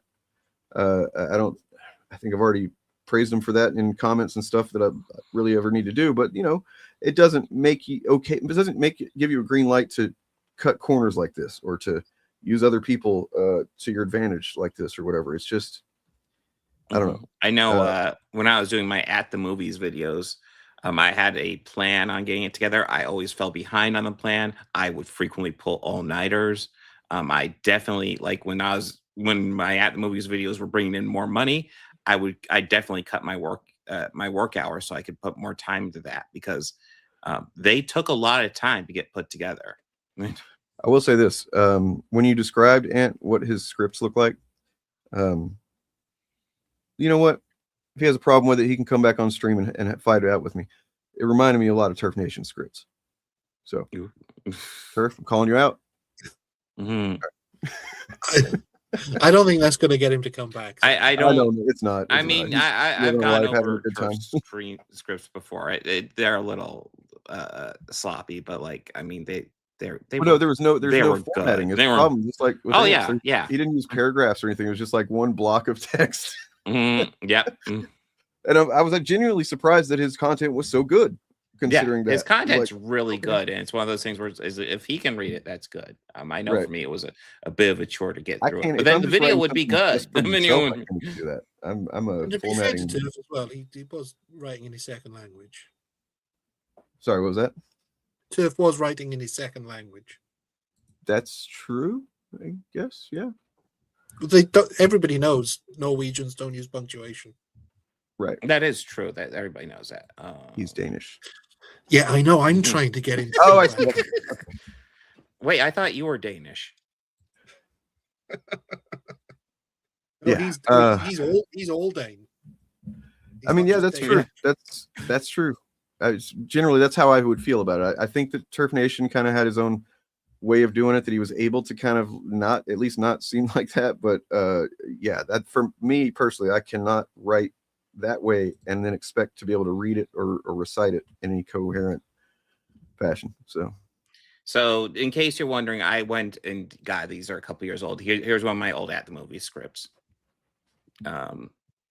I usually broke it down, like if you watch those movies, I broke it down into segments. So I would have heroes. Here's your citations, Bob. On my opinions on movies. Please. Yeah, true. This is all plagiarism, but yeah, no. This is my Avengers versus Justice League, which was one of my more popular videos. Yeah, this is the script for it. All right, big dick in it out of here. Yeah. But yeah, it took a moment to write. How many views does it have? At least 100,000. Yeah, I mean, and another thing I wanted to say too is that so I started my YouTube channel with the express intent to go right at these fucking chuds, and I knew it was going to be a rough time in response. If just by telling the truth and by analyzing things, with like some level of not objectivity inherently, you're like overall, but like just fairness, and it really analyzing things without being part of their agenda, and just wanting to not see fandom be a pool that's being shat in every day. That's how I approached it, and I knew I was going to get a lot of backlash. That's why I protected my identity, which is what ultimately led to me being demonetized, because I didn't even think about that when I created my channel. Like, oh, I'm going to need to verify my identity, so I just had a name that was yeah, and then it became a hassle later on for sure. Nonetheless, I sure they've said things that have pissed me off. In particular, there's was like a period whenever there was one channel, Garbage Woman was claiming that I was cool with groomers and stuff like that, which obviously is not true, but it was just the fact that they were really pressing on it and making content about it that I fucking really upset me. Nonetheless, I didn't fucking copyright strike the channel. And I just kind of eventually, at the end of the day, I just had to go, you know what? I knew some shit was going to happen eventually that would piss me off. And that pissed me off. But Noah seemed to just get pissed off that these chuds were partially because they were calling him a plagiarist. And it's like, well, you know, I mean, that's don't. I guess just I'll don't take do that. that. Don't do. That's what's weird about this, though, because he'd already sort of got over that hump. I mean, when the big news broke that he was plagiarizing, a lot of people made content on that, and then it went away. And just because some small channel then decides they want to cover it, why go after that channel? It's a bizarre choice, because so many others had covered him already. Including all the channels he'd had on his stream. So it was just, it was a series of very bad choices. What the hell? So why is my fucking Adobe Acrobat not working? There it is. Okay. So this is apparently a script from Otterly Noah that I was just sent by Ant. And intriguing. Hold on, I haven't paid my Adobe bill yet, so they keep fucking popping up a thing every time I open something. It's like, hey, I was planning on, since I wasn't really editing videos a whole lot, I was planning on postponing my Adobe bill, and they just yanked out my bank account. So I was like, oh, yeah, they'll do that. I guess I should start using this more. I guess I should start using this. So this is his apology script. Holy shit. Oh my god. You see, I couldn't even I couldn't even understand my script if I didn't do paragraph breaks. It's like, otherwise I just have no idea where I'm going. Sober draft? What does that mean? Was he not sober when he wrote the first one?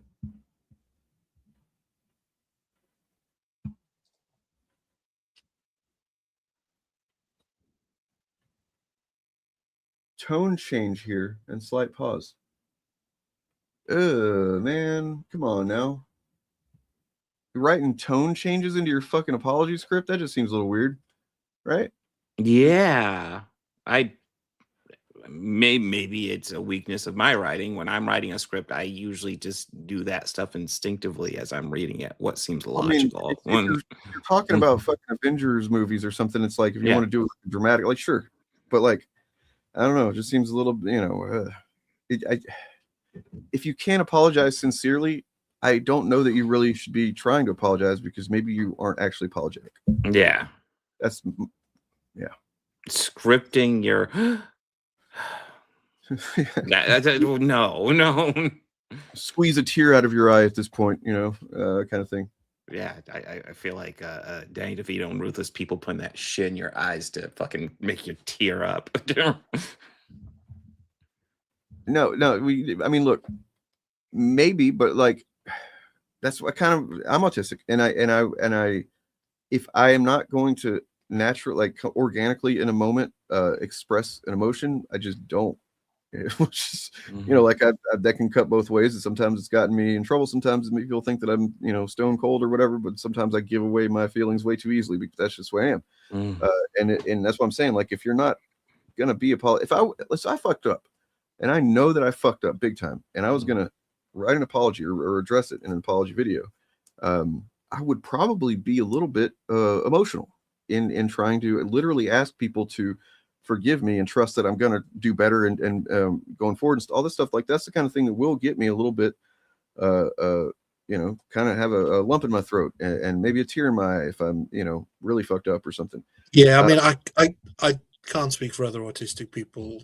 And certainly, as we've discussed, it is a spectrum. But for me, I can't tell what other people's emotions are. I know what I'm feeling. Yeah. And I know what I should be feeling. Given certain triggers. So but I legit think I would get emotional if that, because I've developed a small audience, but one that I really am appreciative of, and a lot of people that been around since 6 fucking years now, and if I felt like I had betrayed their trust in some major way or whatever, then yeah, I'd legitimately feel terrible because I try to be accountable for myself, and yeah. So I would definitely not need to write in that I need to get emotional on cue or whatever, or the tone change rather. That's what it said, tone change. Yeah. I don't. Adobe Bill do. Yeah. The the smoke detector of Adobe is going off in the background of the stream. Oh no. Beep. Oh well. So and for I guess our part, I don't know that we are responsible for Noah, but I mean we invited him a lot, as we do almost anybody that we encounter that's making content like this, because it's not easy to get out there and start criticizing these chuds. I don't realized ahead of time, or if you learned it the hard way, but they do make you pay for it, in some way or shape or form.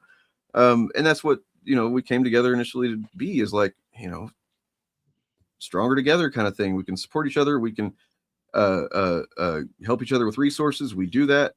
We communicate. We do quote reads. We commiserate, all this stuff. And then the other thing that I remember explicitly us talking about when it was me and you and Turf at the beginning, Bob, of bringing us together, was that we could hold each other accountable. Yeah. And because I recognize that it's when you're out here doing this shit on your own, it's entirely possible and even likely that you might fuck something up or step over a line or say something out of ignorance, or just kind of, whatever reason, like, I don't know, chunky monkey or something like that. And like, you need people that you can trust, that they have, that they're not actually just for reference, we were discussing our favorite Ben and Jerry ice cream flavors. Right, of course. What else would we be talking about? And that there's a line in Iron Man 3. But yes, if I listen to every chud in my comment section over the years who was like, this is fucked up, you should be ashamed, or that kind of like scolding kind of thing, then I would never make content ever again. I'd kill my fucking internet accounts and just go hide, because that's part of that's one of their main tactics, is to try to moralize you, fucking come at you from that perspective and doubt yourself. And you have to, to a degree, it's like you kind of just have to shut it out. You have to first of all, you have to know what your morals and ethical standards are. You have to be very clear and have a clear idea of what those are in your own mind. And then better than that, it's to have people around you that share those with you and also are going to hold you that. So that's plagiarism thing initially, but yeah, you're absolutely right, because we are essentially, we're a support network, because some of the, and credit to the chuds, they never directly come after us anymore. No. But they we got larger targets now, like yeah, that's true. I think Birdman is their favorite, but yeah. Well, no, if you remember, EFAP refused to cover Birdman last time. He made a video. That is true, but that's because they're fucking cowards. That's because with Birdman's his approach to content, and I know it's not everybody. Sometimes it's not even my a favorite kind of thing. But like what I'd say is probably just true is that he doesn't leave a lot of any kind of. He's so direct and so just like, here's the point, here's the direct rebuttal, and that's really all I'm gonna say about that thing. Right. Whereas like Ant likes to, talk about media from his own perspective and like talk about his opinions and stuff. And that can, Chuds sees on that kind of thing. Not saying it's not blaming you for it. But mainly the support network is there because their fans are so vile. Yeah. They don't hold their fans accountable for bad behavior in the same way that we've always done. And just to make a point of that, I don't think anybody who's watching this should go after Noah on any social media. No, don't go after anybody. I mean, like, somebody said something earlier about Noah not doing well, and I don't know if that's something or if you're just kind of speculating. But like, I legitimately hope that if this is causing some distress, which I imagine it is, then that Noah should just kind of sign off for a while. Yeah, best case scenario. Going to do that, and yeah. I think the best case scenario from him is to walk away, maybe not forever, but just take a break, reevaluate. I and saw then that come he said back. something That'd like, be optimal. if he comes back to YouTube, that he would just mainly be talking about autism and movies, and that's probably for the best. And I think, because I see that Ant's just posted that Noah's audience has been going after him. No audience should ever go after another creator based on this sort of thing, who they like or dislike in this respect. The fact that he's got an audience that would do that, I mean, it's easy for me to say because my audience is far smaller than his, but like, I'm pretty confident that my 8,000 or so subscribers, there's not going to be, I'm sure there's might be one rogue idiot that does something thinking they're doing a good thing in my name, but I've specifically stated many times, if that's something you feel the need to do, I don't want you in my audience. I don't want you watch my content because, that includes you, Rags. By all means, attack their arguments. If their arguments are false or misleading, by all means, say that you like or don't like their content based on those values, but never go after them personally, and unless they've done something really wrong. But even then, actually, sorry, let me just amend that. Even if they've done something really wrong, just don't engage with them. Yep. I can promise you that Noah has gotten all of the feedback that is relevant at this point, that he's even going to leave himself able to absorb, and whether or not it does anything positive, it's up to him. Based on this, maybe he's not there yet, but hanging out with Kinoflex, not a good look. No. No, and I don't know if we want to go around on this one, but my advice to him would be like Bob said, take some time off, decide how you want to go on, because however he comes back is going to be a lot rougher than anything he's had so far, if he does decide to come back. But if he does decide to come back, he needs to change the way he does it, and he needs to change his attitude.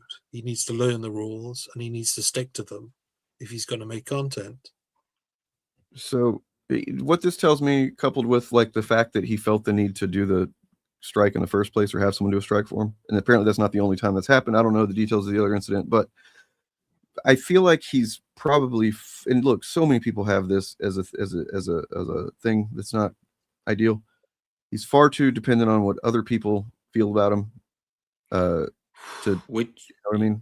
Yeah, And I was gonna say, if you're too concerned what other people think about you, going into this debunking the Chud space, not the best idea. Oh, he's completely ignored everything and rephrased what people are saying to his fans. Mm. Okay, well then it's a deeper rooted issue than maybe I was realizing. So that sucks. Nonetheless, we don't want any harm to come to the guy. I don't know. Nope. I wish only the best for literally everybody. I don't feel like I mean, look, he's got an audience willing to defend him, even if that is a terrible impulse to go after other people. That does mean that his content has meant something for some people, and I guess you can't take that away, if he's provided that. But I mean, I don't know. It sucks, man. It sucks. So somebody asked earlier, is there a way to filter, like, to prevent this from happening, to vet people? Yes and no. The way to vet it is to, like I was saying earlier, so whenever somebody comes on our radars, like a channel that's kind of making content like this, or they're newer or whatever, somebody will end up sharing it in our Discord, and then we'll generally kind of look at their content and see how they approach stuff. And first of all, we're not just going to invite somebody to come on the Shillcast and talk about their content, promote it, if they've made one video about chuds, right? Because that's usually not going to tell you a whole lot. It just means they made one video criticizing some chud. But I feel like it makes a pretty powerful statement if somebody has got, multiple videos where they deep dive and debunk chuds, and they do a good job of doing it. And it's like, okay, so then you can start to develop a sense of, they have media literacy, they're approaching this from some similar moral framework that we might share. That doesn't mean that you're going to share everything, obviously. And that's where it becomes like, okay, somebody could just be performing the having a sense of ethics and whatnot, and they might behind the scenes be doing some shady shit. And the only way that you can find out about that is just if you find out about it, right? You know, you have to take a chance on people or not. So, you know. Yeah, I mean, because we've found people that have made sort of anti-chud videos or people that disagree with them and looked into it and found that they've had some pretty mean things to say about the trans community or the gay community or if it's racist. So they might be right on one issue, but we still wouldn't have them on if this. But oftentimes it's not that obvious either. If somebody was streaming hours of content, Dane, actually, let me. Dane, let me. All Dane did was tell Khan what Eric July has said and done. And the reason is, I'm glad you brought this up because this actually expressed completely different situation. My approach to content, the things that I criticize primarily, like first and foremost, is going to be stuff that can harm people, actual harm, right? Somebody calling what Noah a plagiarist or whatever, there's the shit they're saying, this doesn't harm Noah. He feels like it does. Knowing it's out there was harming his fragile ego, I guess. But until he felt the need to lash out about that. For me, I don't give a shit what people say about me. I don't give a shit about really anything unless I can see that this is actually harmful, right? And so Eric July has literally on multiple occasions spoken of committing acts of violence at a convention. Yep. So yeah, I directly to me at one point. When I found out that he was going to be at a con, I said, you know what? Maybe they'd like to know this.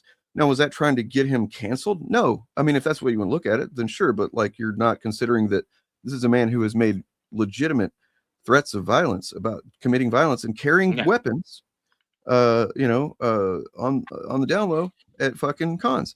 And look, I actually care about comic book fandom and fandom in general, and those kind of spaces are very important to me.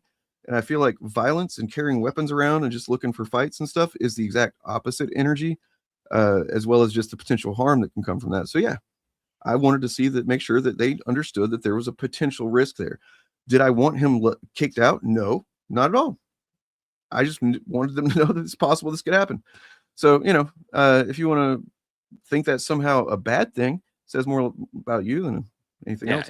Like if you think just stating facts about a person is a bad thing, reevaluate.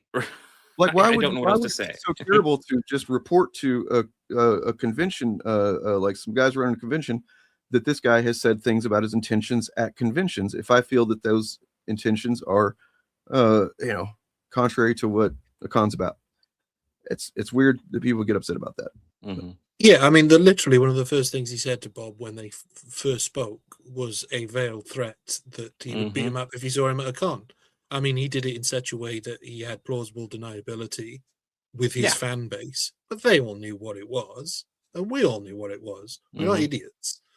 So, no, I mean, I guess if you wanted to take the position that he was not serious when he said those things, okay, but then what is that saying about Eric July, that he repeatedly will make threats and not even veiled threats and talk shit that he won't back up and stuff like that? I don't know, that's on him too. So let me put it another way. If the strike had happened before Noah had gone on the stream with Ant and I had seen it and I had said to Ant, look, this guy's coming on your stream to talk about the quartering strike and he's struck somebody, would that be the wrong thing to do, or would that be the right thing to do in those circumstances? I think it would be the right thing.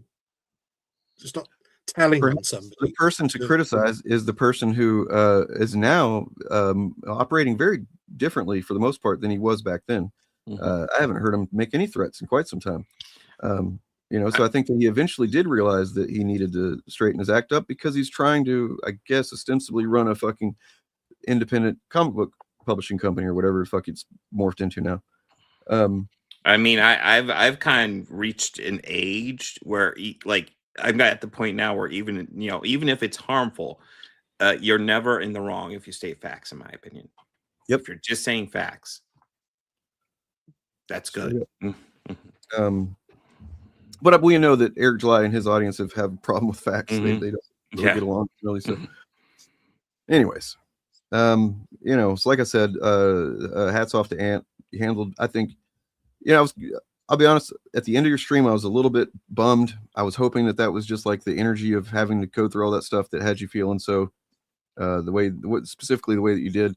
But I kind of hated to hear that you regretted helping him in the first instance, because it could have worked out.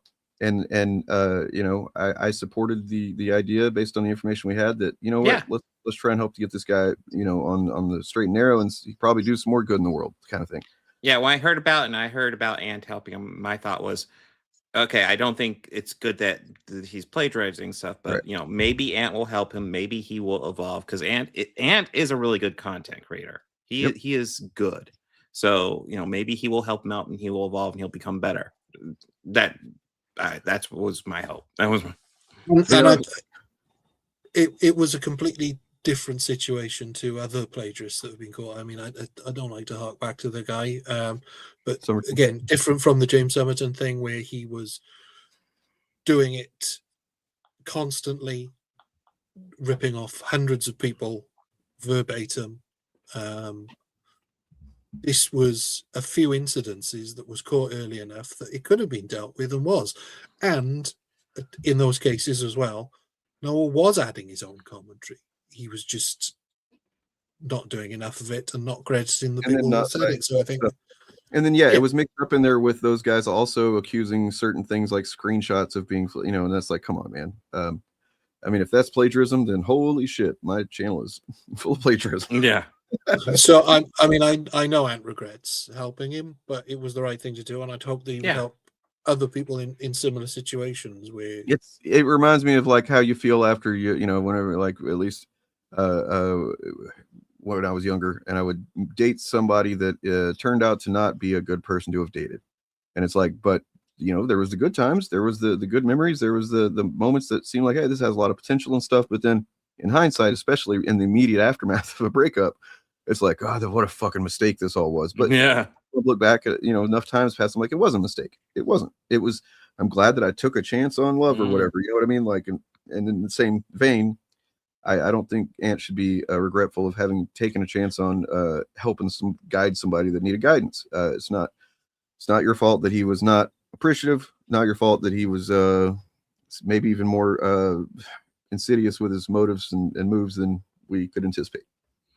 I mean, quite frankly, it's insane that he didn't take more of Ant's advice, because if you've got a content creator like Ant who's producing such high quality on such a regular basis, I literally don't know how he does it. That's what I said. I was like, hey, I know he didn't really appreciate it. If you ever have any advice you want to just spat off to me, I will absorb it.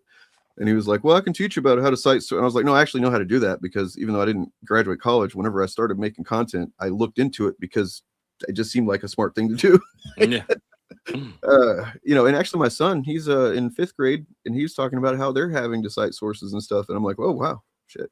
So, I don't know. No excuse. I mean, I will forever have the Harvard method burned into my brain thanks to my few years of university. And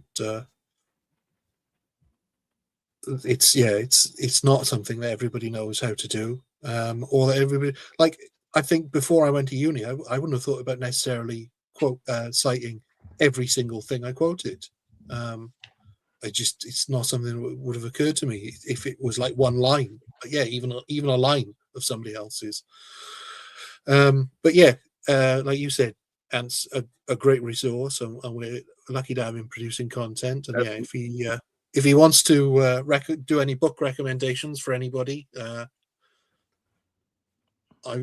know he has done in the past, that sort of thing. How to write any things like that. Maybe there's a video in that for you, Ant. That's the one thing that when I first started, it would have really helped me, is the technical stuff, because I didn't have a clue. The first video I made, I had my iPhone pointed at me, no external mic, and the sound quality was appalling, as you can imagine. We learn, as God once said. Leftist audio. Yeah. Well, what else do we have? Anything? We've got a super chat. Someone has. I'm assuming that's Bob. Super chat. I don't know. Rebel Scum. If you guys get a chance, you should watch the Leviticus movie trailer. It looks amazing. Yeah, I mean, I've never even heard of that. I've never. No. What is it? Leviticus? Oh, Leviticus. Okay. No, I haven't heard of that either. Interesting. I need to watch the Clayface trailer for sure. I need to watch the Coyote versus Acme. Is that what it is? Yeah. Yeah. As well. Yeah. I'm trying to find a clip that would kind of be a good one to go out on real quick. Give me a second. But please speak in the meantime. What do you got going on, Ryan? On your channel? Like I said, fighting a copyright claim from Universal. I'm hoping that this isn't due to the fact that they're producing new Rockford files, which means every single video I've made on the subject is going to get a claim over the next few months. But other than that, gets frustrating.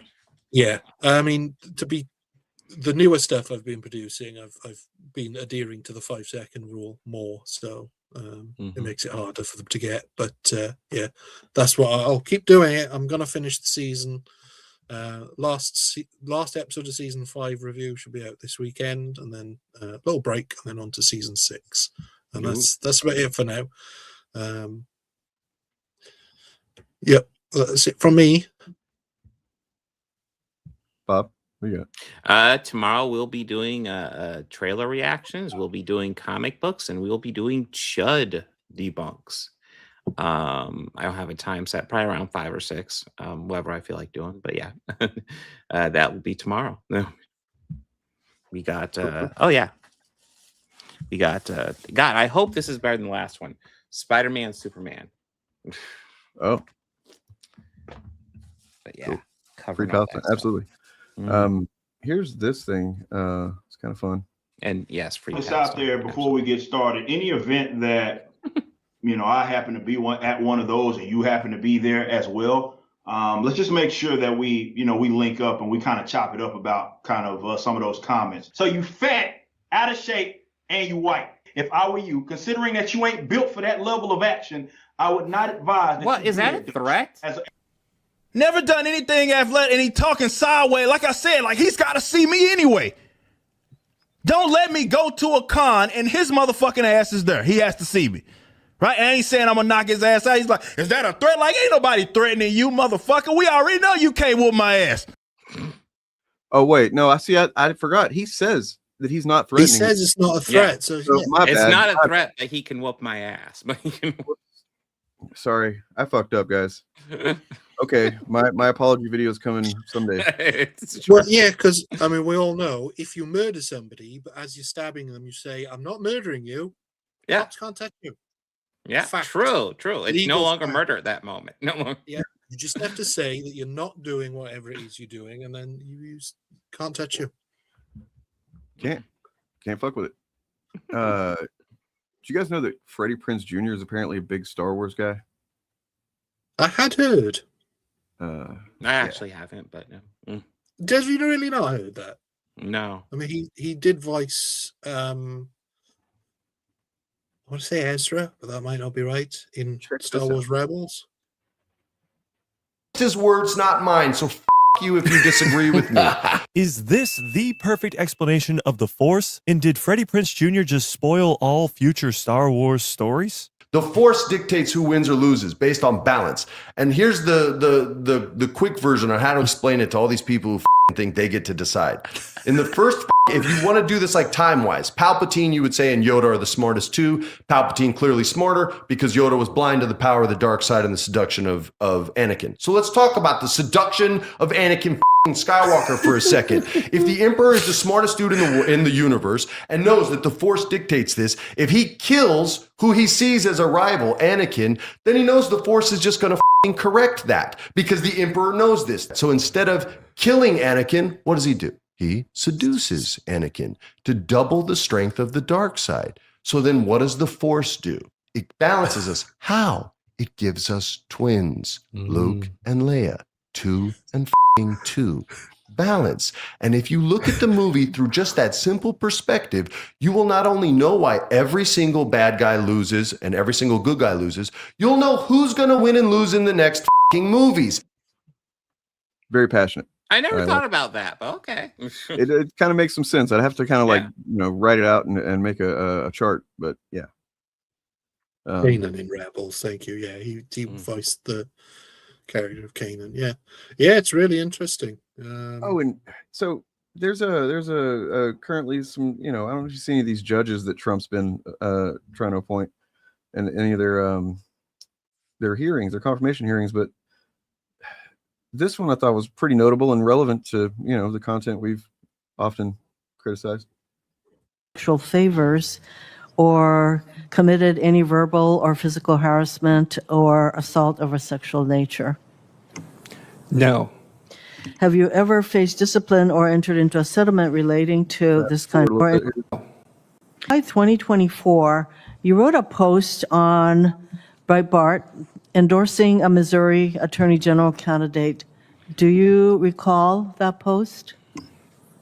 I do, Senator.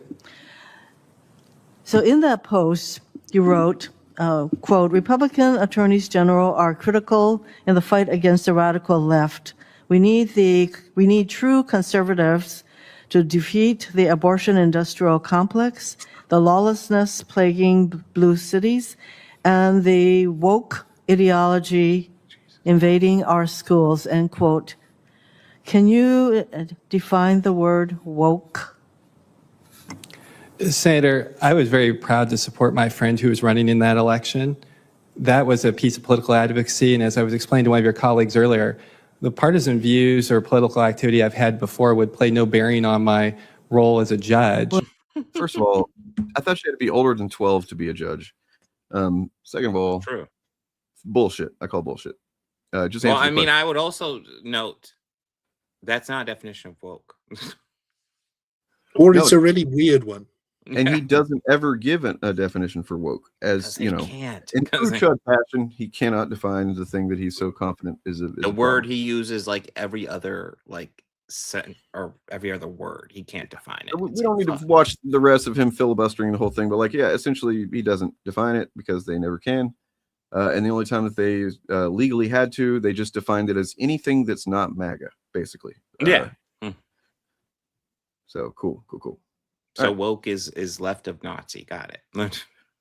Let's see. Still working on getting some backlogged On Your Left episodes going.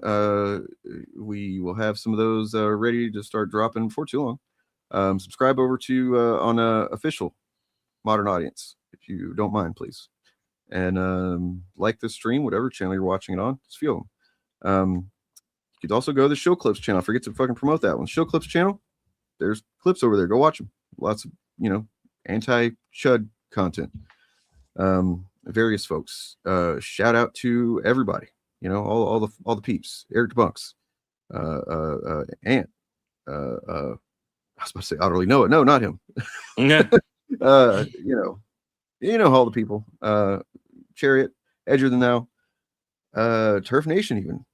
I had a message with him a while back. He's doing all right. So Bob of the Old Ways and his new channel, which is called Armchair Black Belt. Thank you. Yeah. He's got some good stuff coming up. He's got some good stuff on his channel already. So go check that out. I need to get the list of links updated and make sure I have that in the streams going forward. So subscribe to this Bob Chaos guy if you want to. Yeah. I occasionally do stuff. It is, if you look at the numbers. Yep. Definitely is. A lot of those channels are in decline because even Critical Drinkers channel, like when you think of the way that you have to look at YouTube, the way that in order to consider yourself as a successful YouTuber, which none of us here are, by the way, so we're not saying that we are, but it's the same mentality as capitalism, where like you constantly need to be doing better than you did before, right? Or you're kind of failing, right? But so when you think about the trajectory a couple of years ago that Critical Drinker had, and Nerdrotic too, where they were, Nerdrotic hit 1 million subs, Critical Drinker hit 2 million, and it was like, holy shit, they are gaining fast. And now you look at where they're at, and they just completely stalled out. And that's not the sign of a good long-term situation. So, nor is the, if you notice change in the content, if you do happen to be a fan of theirs, you notice a change in the content that they produce, or that maybe they've got a new sponsor that they've never had before, things like that. Things like that. You never know. Maybe they're making a video one day saying that, oh, Access Media, blah, blah, blah. And then the next day they're going to see a movie as a guest of the writer or whatever of the thing and on the red carpet and enjoying that whole thing. Maybe they're just big fucking hypocrites and everything they say is just bullshit to activate your, rage center.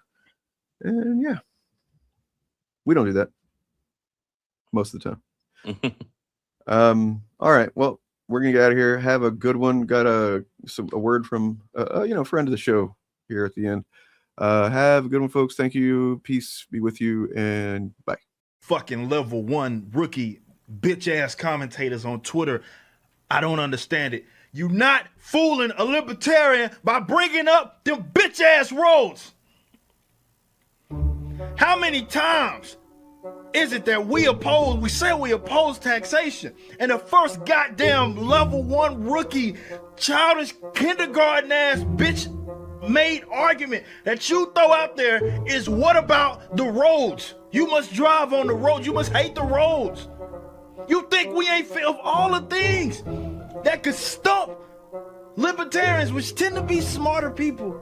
They tend to get there by way of economic reasons. And you somehow think that the thing that's gonna stump us and be like, damn, fuck this libertarian shit, is the motherfucking roads.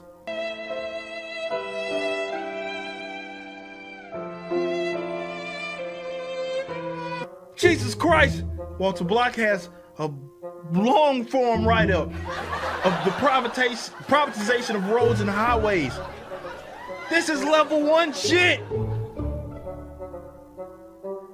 Just because maybe you can't figure it out, which is okay. This is why we're for free markets. Just because you can't figure out how minus taxation, people would say, damn, I need to get over there. What if we built a goddamn flat space? If you think people can't figure that shit out, or you can't figure out how people would do that, that's on you. That's okay. This is why we're free market. Let the smart people kind of figure that shit out and allocate those resources. But I promise you, homies, you're not fooling now libertarian by bringing up them bitch ass roads. Fuck them hoe ass roads, man.